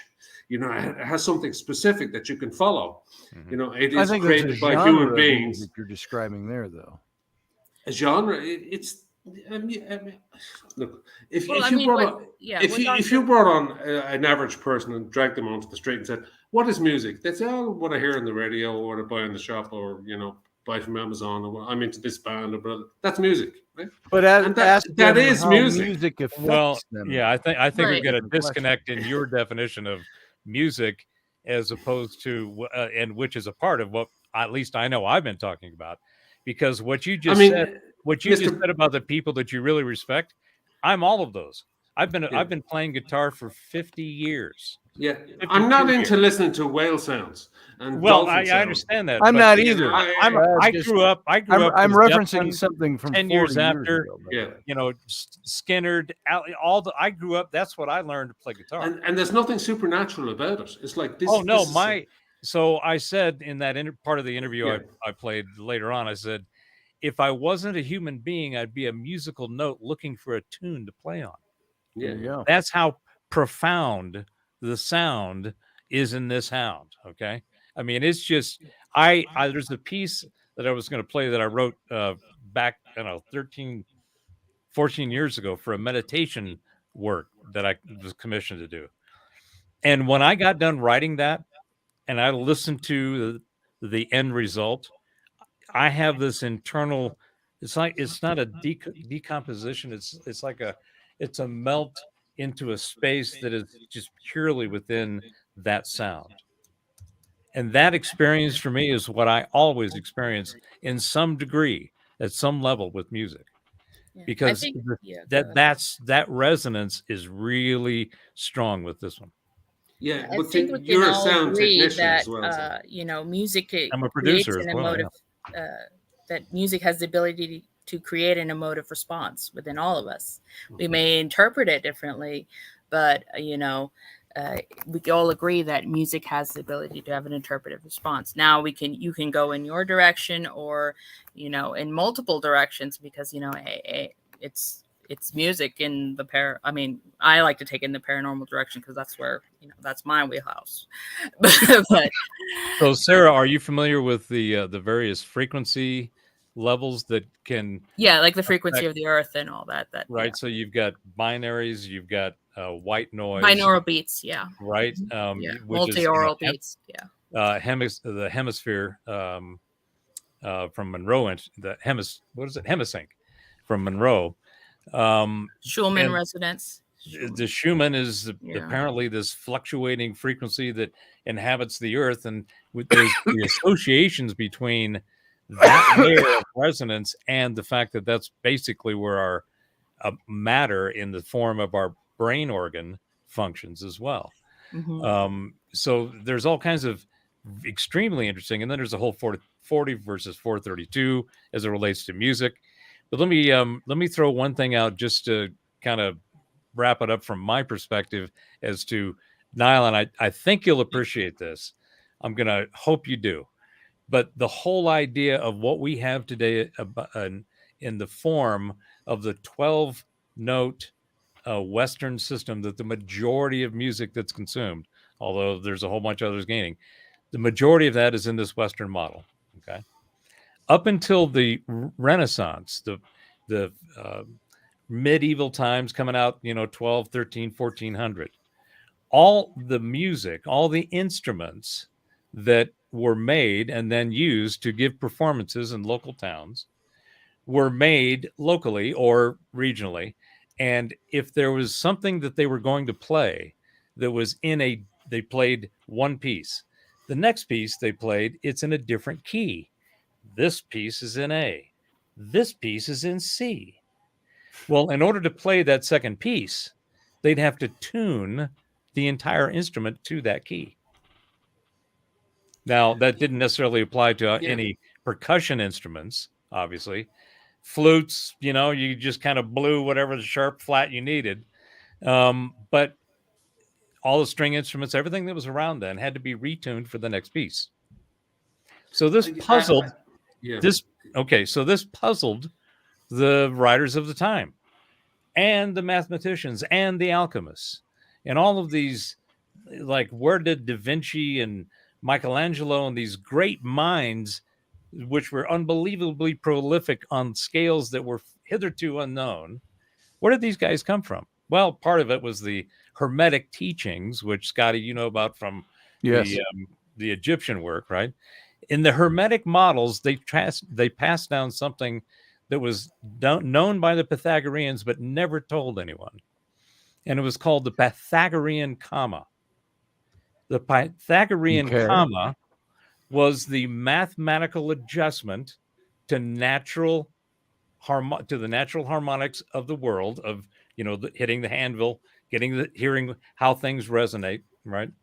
So he figured out that the scales and what the harmonies were in the natural world. But in order for instruments to be able to play in any key they want, they had to change the frequencies of the tuning. The Pythagorean comma was the secret sauce that changed everything that we know now, from Bach to the Beatles and on. It's the standardization. It was the standardization of the harmonic fields. Yeah. So you wouldn't have, you'd probably have some of the music that we all enjoy in some way, shape, or form. But that little mathematical twist to the harmonies of the universe was the magic that we are having this discussion about today, which is music. I'll tell you, you didn't appreciate that. There was one reason that no, I did, absolutely. I appreciate everything you say, Mr. Barr. I think for me, music, it can't really be analyzed in this fashion. This is one reason. I think, Sarah, I alluded to this. You probably didn't cop onto it when we were chatting earlier on. I says, we're talking about music, but it's mystical music. I said, oh, shit. I think it's one of those areas for me that you just can't kind of say, well, how did this guy do this? Where did this come from? Why does this sound like this? what's the background of this? This is amazing. Why do we make music? I can't go there, right? I have to accept because I spent every other aspect of my life questioning everything else in my life. But music is just music, right? Music's your blankie. Yeah, it's my blankie. It's like Yeah, me it's too. like I'm not going to There it question why this guy plays as well as he does. I'm not going to question why he sings as well as he does. I'm not going to question why his lyrics are very profound to me. I cannot question that this is music. But if I start to strip it all apart, it'll mean nothing to me, right? And music is that important to me that I refuse to even do that, because in order to disentangle what music is, I will disentangle myself. So yeah, you pull that thread on your blankie and it goes away. You're going to be upset. Yeah, I know that you're making. I know you're making fun of me now. No. I appreciate what you're saying. Yeah, I'm using that as a metaphor in a humorous way at your behalf. But so thank you very much. But I understand exactly what you're saying. I think so. For me, my personal experience with music is that it's like music to me is like the word gnosis, right? The origin as we it's the unknown. Well, gnosis is the original, as we understand it, term that knowledge came from, to know something, right? But the original term had a deeper meaning, which meant you know it because you feel it in your bones. Yes. It resonates with you, right?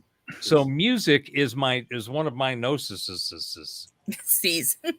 Easy for you to say. Okay. I have gnoses. Or psychosis. Yeah, exactly. And it's so, that's why I made that statement that if I wasn't a human being, I'd be a note looking for something to play on. And at first I thought about just a song, and then I started thinking, I need to expand this. I want to do some different instruments. I want to sit by a creek and listen to the rhythm of the water going over the rocks, and then sit there and write something off of that rhythm. It's like the guys that do, there's some old boys out in a shed, and they've got the tractor cranked up, and it's just sitting there blowing smoke, and they're sitting in the barn just jamming with the tractor. It's like, that is awesome. We used to sit out on campus at the small Bible school where I went, and three other guys and I, we started making percussive noises between slapping our knees, doing things, and we kept doing these different sounds. That's all we did. We had quite a thing going there. We called ourselves the Skolex Blues Band. Oh, that's like, I don't even want to know the story behind that. Do you remember the song Inagata Davida? I don't know. Can you hum a few bars? It was like 15 or 16 minutes of just this psychedelic, and the 17-year-old, 15, I think it was Eric something, 15-year-old guitar player, ripping up on a fuzz tone on his guitar, and this is like 1968. And I learned, and there's this extended drum solo, and I learned the drum solo. You remember the hangers you would get that had the cardboard between? So we used those as sticks, and we had boxes, and we just lined up the boxes and just learned that drum solo. And we just tore it up. Nice. Yeah, there's just one thing I want to say. I found myself getting very frustrated with this conversation, as I knew I would when it comes to music. Right? Because I disagree with all three of you, right? Yeah. Well, there's always hey, I really do. There's always I have got to be say that that music is nothing kind of esoteric or woo woo. We can't afford to go there. Music. Well, you can't afford to go there, but there is the rest of us can. Well, if you allow me that stuff, if you allow me to say that, please. If you're a music fan, let's face it, if you're a music fan, and there are few of us in the world, right? Without even going into all of this stuff that you're talking about, right? There are a few music fans in the world. I had a friend of mine stayed with me for a week, and she was like, "Oh yeah, I was playing some music. Oh, I like that song. What's the name of it?" I said, "I can't remember, but I like it. This kind of thing. Okay. Do you know any other songs that you like? Yeah, play some stuff from the 90s. Do you like Oasis? What do you like? I can't remember the name of the songs, but once I know it, it'll come on, you know. And then she was like, "Oh yeah, that's a casual music fan, right? Right? If you're a serious Yeah, music okay, I'll go fan, with that. I'll go with like me, you will go and interview these guys. You know, you will say, Jesus Christ, that lead solo was incredible. I've never. that. There's like 500 views on your YouTube channel, but you're playing all these arpeggios and legatos and on the or Yeah, on yeah. your what is your name? What's the name of your band? Tell me your influences. This is exciting, but that is nothing woo woo, you know, about this. This is like a guy learning his art and his craft.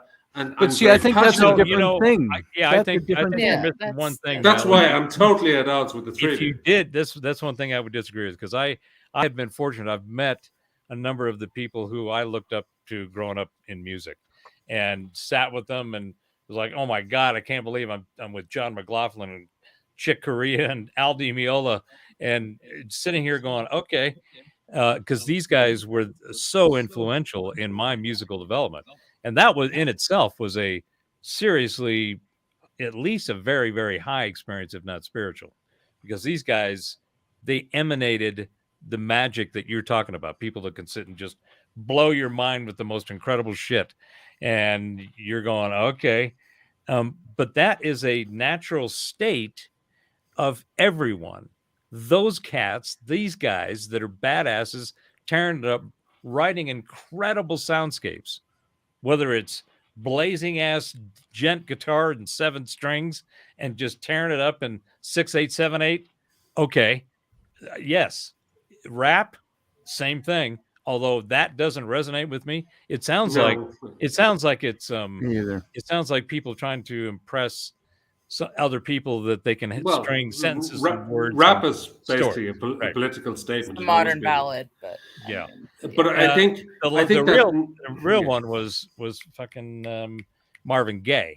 I mean, when he took Motown and made that turn and started just being a poet and a commentator on society through his music, that changed the whole. That's where Jackson 5 and all these guys, the whole Motown thing went nuts, and it created. And Stevie Wonder was probably the most incredible, prolific writer that came out of that. When you hear bands like Metallica or Aerosmith and all these, yeah, and just as a side note, I just remembered, did you know that in the top 10, I think it's the top 10 spins on Spotify are Kate Bush and Metallica? That's right. Kate Bush is now because somebody has covered her song. From Stranger Stranger Things. That's Yeah. one reason. You know, Yeah, she they doesn't. used it. She doesn't give a shit. You know. She's made Well- enough money to last her a lifetime. The only reason I'm bringing it up is Yeah. that Yeah, that music is being heard more now. I In think- fact, I there's a think whole that- bunch of the yeah. original music that's being bought up from the original authors. It wasn't Sting. There was a couple of others. What's his name? Crosby dumped his. Yeah, Stilton Nash. Yeah, Neil Young dumped his. Yeah, These he guys dumped are all all. selling out for 200, 300, 400 million but for their point entire is- catalog. They're done. yeah, I'd the sell point my is- whole music library for 200 to 300, 400 million. Yeah. Me too. I So- just want to say that I'd do for 10% of that. Yeah. to me, just for me, right? I'll just say this for me, right? And I'll say that to you, Sarah, and you, Professor Barrow, and you, Scotty, because I know all three of you are in the same camp when it comes to this. No. Music is a very, very You cannot personal talk that way and very human in front of the microphone. and Can't non-esoteric talk that way into the microphone. and non-mystical form of what? personal interaction with people. I know who what she's really laughing about. What know it sounds like. What is what you feel like, and they can play the notes that resonate with you, and it has nothing to do with the universe. It has nothing to do with the Sorry about cosmos. It has to do with guys who just write good stuff that you can resonate with. And if you're a real music fan, that's what it is. I'm not going to go on Yeah, climbing the only Mount- thing that'll add to that is that a number of these badasses that I've mentioned and a whole bunch of others, including Mm. going back to the Renaissance, Mozart, they all had this. They said their experience in writing what they wrote was mystical. They got downloads. Of course they would say that. What do you expect them to say? Oh, I just scribbled something on a pad. Oh, I don't know what I'm doing. You know, of course they're going to say it's mystical. At least for me, music has a way of affecting psychology. Oh, yeah. So, I mean, and just as certain songs may, bring up certain memories, it's almost like some songs are almost like a Pavlovian response. I mean, I got a whole thing I was going to do tonight on the psychology of music. We didn't even get halfway there. Well, here's a little tidbit that is completely in line with what you're saying, sir. If you look at the manuscripts of the Bachs, the Beethovens, the Mozarts, the lists, most of these guys were alchemists. Okay, they weren't just musicians; they were mathematicians, and they dabbled in this stuff like Newton did, and had to keep it all quiet because the church would have tossed him out because he was experimenting with all this metaphysical and mystic arts, right? But if you look at the scores and you look at the notation by these guys, they're using alchemical symbols for things to mean to rise up, to hit hard, to allow to evaporate, all kinds of alchemist symbology in the writing and the composition of these pieces. Who cares? So to make it more palatable for Niall, rather than say alchemist, we'll say creation, a creator. For example, creation. For example, an alchemist is a transformer. Mr. Barrow, I sent you a link on Facebook. You probably check it out later on. It's by a composer, a young Finnish composer called Antti Matinikin. Okay, very hard to pronounce. And he did this Celtic metal instrumental of 7 minutes long, and he had I don't know how much was created on the keyboards, how much was sequenced. Did he have actual, people there in the studio? I have no idea, but it sounded absolutely magnificent because what he did, he captured the essence of who I am. He captured the essence of my history. He captured the essence of my emotions in a 7-minute piece of music, right? And see, but there's something psychological. There's thousands of these guys out there. Metaphysical about that. That's resonance. And that's exactly what it's not. And this is why I'm very passionate about it, because there's nothing woo-woo about this. And there's nothing mathematical about it. There's young guys smashing away, and if they resonate with you, it's young guys smashing away at something, whatever they can do, right? Right. But we have to bring it down. When it comes to music, music is music, and I refuse to accept that the natural world has any influence on what drives me. And that's perfectly fine. But let me ask you a question. You say that this 7-minute piece, in the way that it sounds, what he says, the entire sonic experience, it explained your life, explains who you are. Yeah, it's extremely personal. Right. But that only you know what that is, right? Exactly. And so the resonance of it, apparently, somehow, in fact, the only things that I've seen that give any kind of definition to your experience is metaphysics. Somehow, with some guy you don't even know wrote in a set of frequencies that washed over you and gave you a profound psychological and physical experience. Yes? Yeah. And then you know what I do after that? So metaphysics are the only thing that explain that. No, Mr. Barrow. Okay. Why are you denying that? That's what else you got? But you're denying that. That's what it does. That's what it is. That's what it is. But what I do, I contacted this guy and I said, listen, well, and he was a very humble man. I've done this hundreds of times on Facebook. I'm very active on Facebook with all these musicians. And I say, listen, man, how did you do this? Did you have a full orchestra? No, I did it on the keyboard. Okay, that's fine. It sounds fantastic. Who has heard it? Well, apart from you, about 500 other people. Well, I'll promote it. You're fantastic. And you great riffing technique, and you do the up and down picking, and did you do that? Yeah, I did that. And they're always very humble, usually from Scandinavia, right? And for me, that is being a music fan is like exploring not just the sounds that you hear, but the people who make them, right? The people who make them, right? Not People like are metaphysical. not I'm not. some, I'm trying to understand why you're so hung up on this people thing and them doing it. because that's music that well, we that's what I create. do. Why don't you get hung up on some of my I'm shit? very surprised that actually I'm pretty shocked as a I know a great music producer from Denmark. He's actually Ukrainian, and he says at one stage I used to design albums. Sarah knows somewhere, and she doesn't know the full extent, but I created a lot of stuff for a lot of bands. So that's one reason that I got so passionate about this stuff. But he said to me, he was a producer of music. So he used to produce for various other bands. And he said, "Oh, I've done this for this band and this, girl band and this latest sensation or whatever." And he says, "Why do you do this? You're destroying music." And he laughed at me. And he says, "It's my job to destroy music." So as a producer, he said to me, "It's my job to destroy music." So he was classically trained Russian Ukrainian. He came over to Denmark and formed this amazing neoclassical band with all these keyboards and the best guitars in the world, and but he was producing all these rap bands and all this shit basically. And he said, "It's my job to produce these guys because it's my job to destroy music." So I think, I don't know. Fuck him. We can speak here for 4 hours about this. That sounds like a completely detached statement, detached from reality statement from somebody who has some other issues.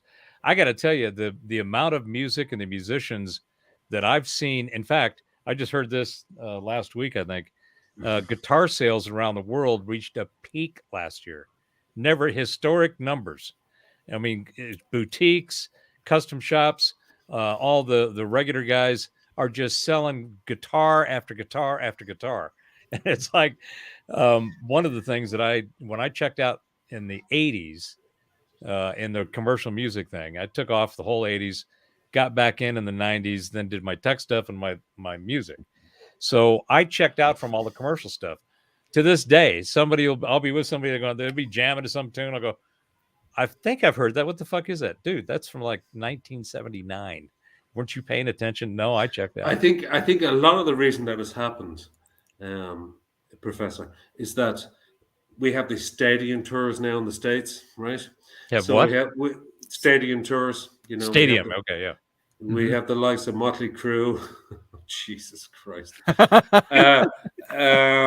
Def Leppard, all these old farts in the 80s, Poison. The Stones are on their 60th anniversary tour. Yeah, and the Rolling Stones, and we have people our age, right, paying like $300 a ticket or whatever it is, to go and see these old farts, including Paul McCartney, who's 80 years old, and somebody just shoot him in the head.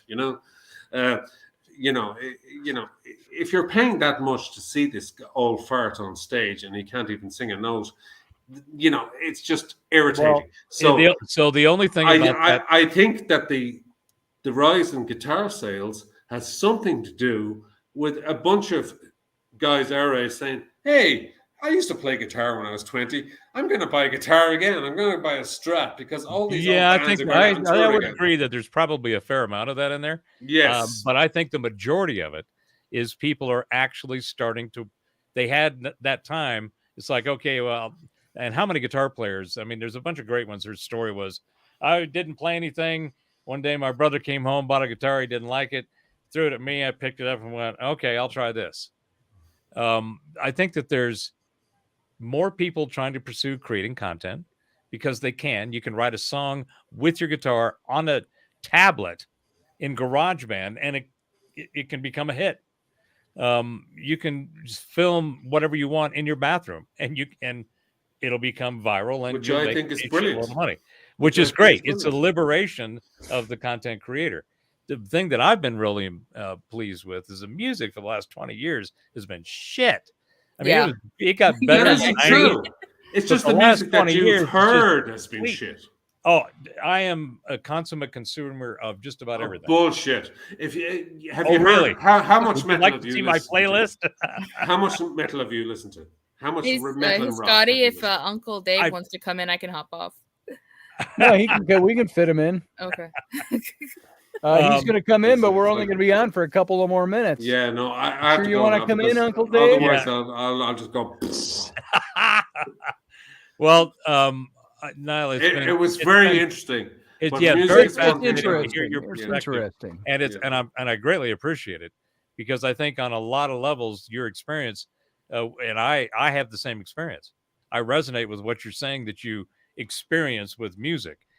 For me, because I wanted to make that stuff, I had to become musically and instrumentally and technically oriented so I could make it at will.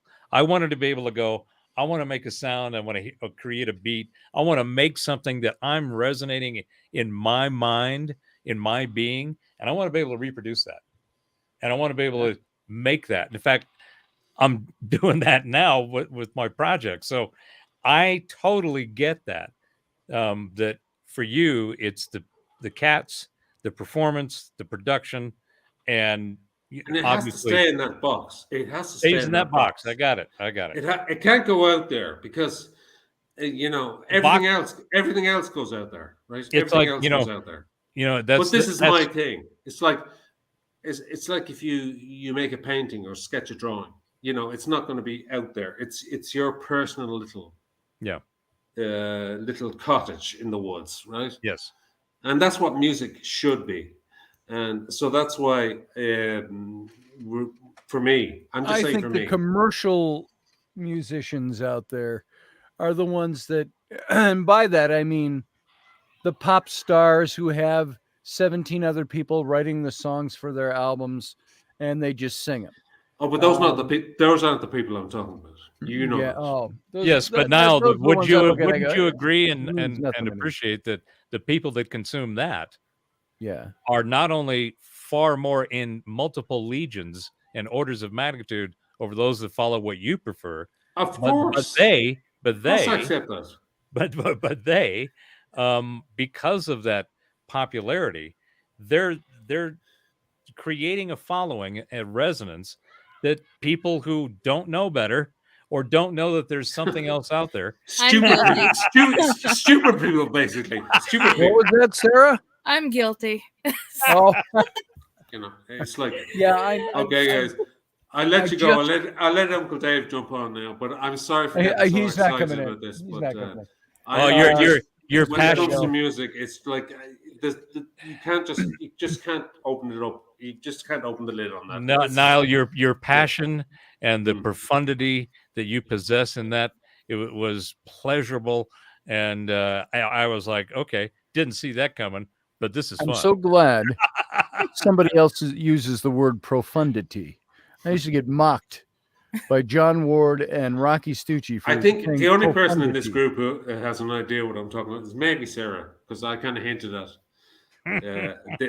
the direction. Well, I was you and going. Sarah can Not go get a even close. cottage by the shore together then.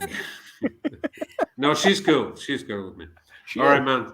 Talk to you guys Niall, later, right? good to All see right, you, thank brother. you, Niall. Always a pleasure. Always Have a good pleasure. morning Always over there in a pleasure. Ireland. Thank you, sir. Take care. Bye bye. See you, brother. All right. Okay. Well, I'm going to wrap this up. It's Yeah. 11 o'clock. Wow. And my family's all still awake, all upstairs playing and shouting. And I want to go join that before it gets too late. Yeah, you Sweet. can So, use music to bring the energy level down. If you played Yeah. softer music, use it as an experiment. You can Well, that's what I experiment do. I with children. sometimes will, in the kids' rooms, I'll turn on, I want to watch TV, Dad. I'm like, no. Here's something, I will mention this. With kids nowadays and devices and everything, my older three kids, my 30-year-old twins, my 21-year-old son, I would sing to them every night at bed. I would play this guitar every night for them at bedtime. I had a whole retinue of songs that I would do. I would read to them. They loved it. My kids, every now and then, my oldest daughters, they will mention to me We sure miss you singing to us to sleep at night. I wish you could come down here and do that sometimes. My younger kids, I want to watch a movie. I don't want to hear music. I don't got time for music. Movies are better. There you go. See? And so we don't do much singing at bedtime anymore, unless I make them. And then, what fun is it when you got to make your kids listen? God damn it, you're going to listen to this lullaby or I'm going to beat the shit out of you. I can't do that. So, it's just the way it goes. Well, they may appreciate it when they're older. They'll appreciate when you're older and I'm gone and I can't sing for you anymore. Wow. How's that for guilt? So, no, I don't know. It was something you said brought that point up. Made me think of that. I used to sing all the time to my kids. It's music, words, resonance. It's all the same. Yeah. It's words. And there were songs that, I sang a lot of Celtic songs. Carrick Fergus, they sang that one a lot. Not the happy upbeat version of Carrick Fergus, but the slow, melancholy version. And all kinds of songs. Tell me if you can hear this. Yep, I love that. I spent it in good company. Is that yours, or are you going to get my whole show now demonetized? That I've done, alas, it was to none but me. Great harmony. And all I've done for want of wit to memory now I can't recall. So fill to me the parting glass. Good night and joy be with you all. When we had the regiment, Fill to me the parting glass and drink. I love this harmony. Me too. We used to sing this around the fire, dressed in our British redcoats. Gently rise and softly call. Good night and joy be to you all.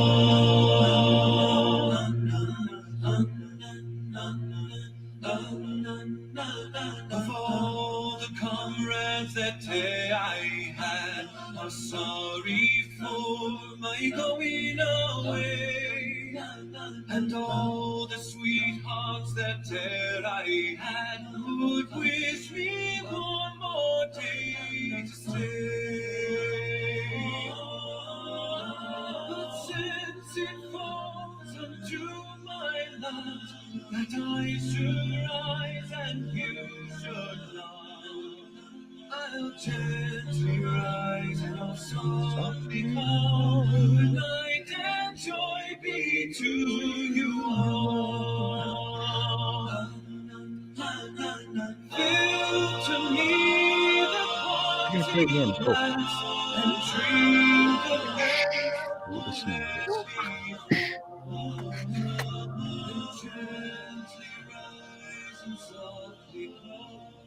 Good night and joy be to you all.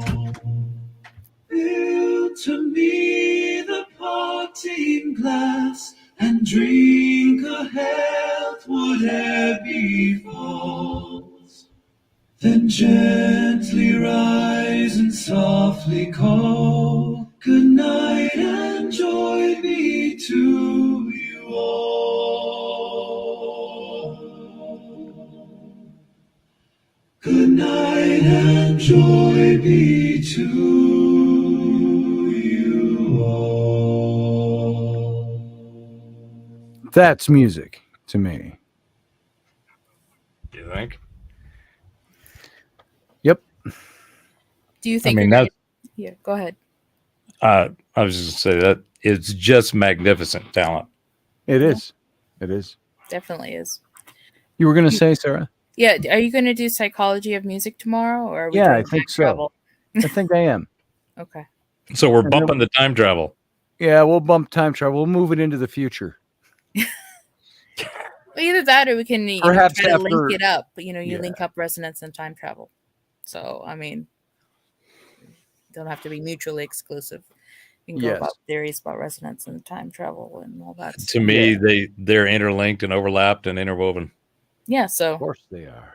depending on where the conversation goes, we can probably do both. So All right. Well, we're gonna wrap it for tonight. yeah, it's been interesting. It's interesting. I love that song, by the way. It's got a lot of meaning for us. Yeah. So Context too. So old friends, and like I said, we used to sing that with the regiment 25 years ago. The historical group where we were red-coated, kilted Scots in the French and Indian War. And we would sit around the campfires at night, and we would sing that amongst many other songs. So that has a lot of meaning for us, for Dave as well, Uncle Dave. So that's what I mean. What I started out with, something like that can grip you right away and time travel you and move you into another place. And now Dave's coming on as we're signing off. Dave, you going to do the sign off for us? I'm only coming on because you weren't paying attention to the texting. Time travel has to be on Friday because I have lodge tomorrow night. That's fine. So We would have figured that out. We're not doing it tomorrow night. good. So we would have figured that out. You and I by tomorrow, I'm sure. Or Oh yeah, Friday. because I would have called you as soon as you hung up the radio. But Oh, yeah. like, what the hell are you doing? Yeah, really. Well, I don't know what night it's going to be. It doesn't have to be Thursday night either. It can be Friday night. Friday night's probably a good night. Yeah. Yeah. This weekend. What to do? Time Maybe travel? Stay up later. Yeah. Thank God My wife it's lets me Time stay up Friday. late. My wife lets me stay up late on Fridays. Yeah, Ah, So great All right, show guys. tonight, guys. Fantastic show. I think it was a fun show. I was worried you guys were going to make Niall's head explode, and I like Niall, so don't do that. Don't break the Don't Niall. blow up Niall. But I was trying to We'd gently Have feel where the edges were. annihilated him. for an Irishman, he has a very British approach to music, if you ask me. Yes, he does. It has to fit into this box. I'm like, whoa. That box is where it belongs. I don't even know where I left the damn box. Is there a box? Yeah, if you, I've had and made and lost and found and created more boxes than I can remember. And I think some of are music still being in inside a mesh bag more than a box. It's not really contained. It's just sort of. Everybody has their own opinion. Oh my And God. then it also just boils down Uncle to Dave, essence of before what the you truth launch us is. into more conversation, I'm going to say goodnight. Oh, good night. Hey, good night. Oh, did I click them off already? Sarah, good night. Very I'll good talk to night, you guys. soon. I'll see We'll you talk Good to tomorrow. night, tomorrow. Sarah. And Professor Bauer, I send again, you on your way, your thank merry you. way, you and your merry men. I shall marry Yes, my live way. long and prosper. All right, folks. Remove. I hit the wrong button. There you go. Folks, thank you for being here. Thank you for giving me your time and being part of this show. So let's just, for fun, we're going to run my ad for what I do. So here we go. Good night, folks. Live long and prosper.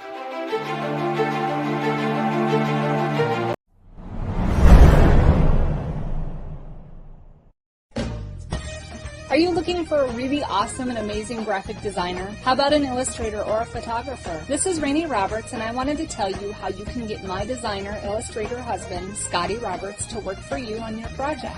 Do you have an awesome self-published book but no cover, or even worse, a cover that really sucks? Do you need a kick-ass logo for your company or some f***ing awesome graphic designs for your ads or website? Then get in touch with my husband for the best f***ing awesome kick-ass design and illustration. He knows his stuff, and he's been at this for more years than I've been alive. Go to ScottAllenRoberts.com. That's Scott with 2 T's, ALANROBERTS.com to take a look at his online portfolio of work or call 651-468-8115. Now go out and kick some ass with some kick-ass graphic design. Hire my dad so he can take me to Disneyland.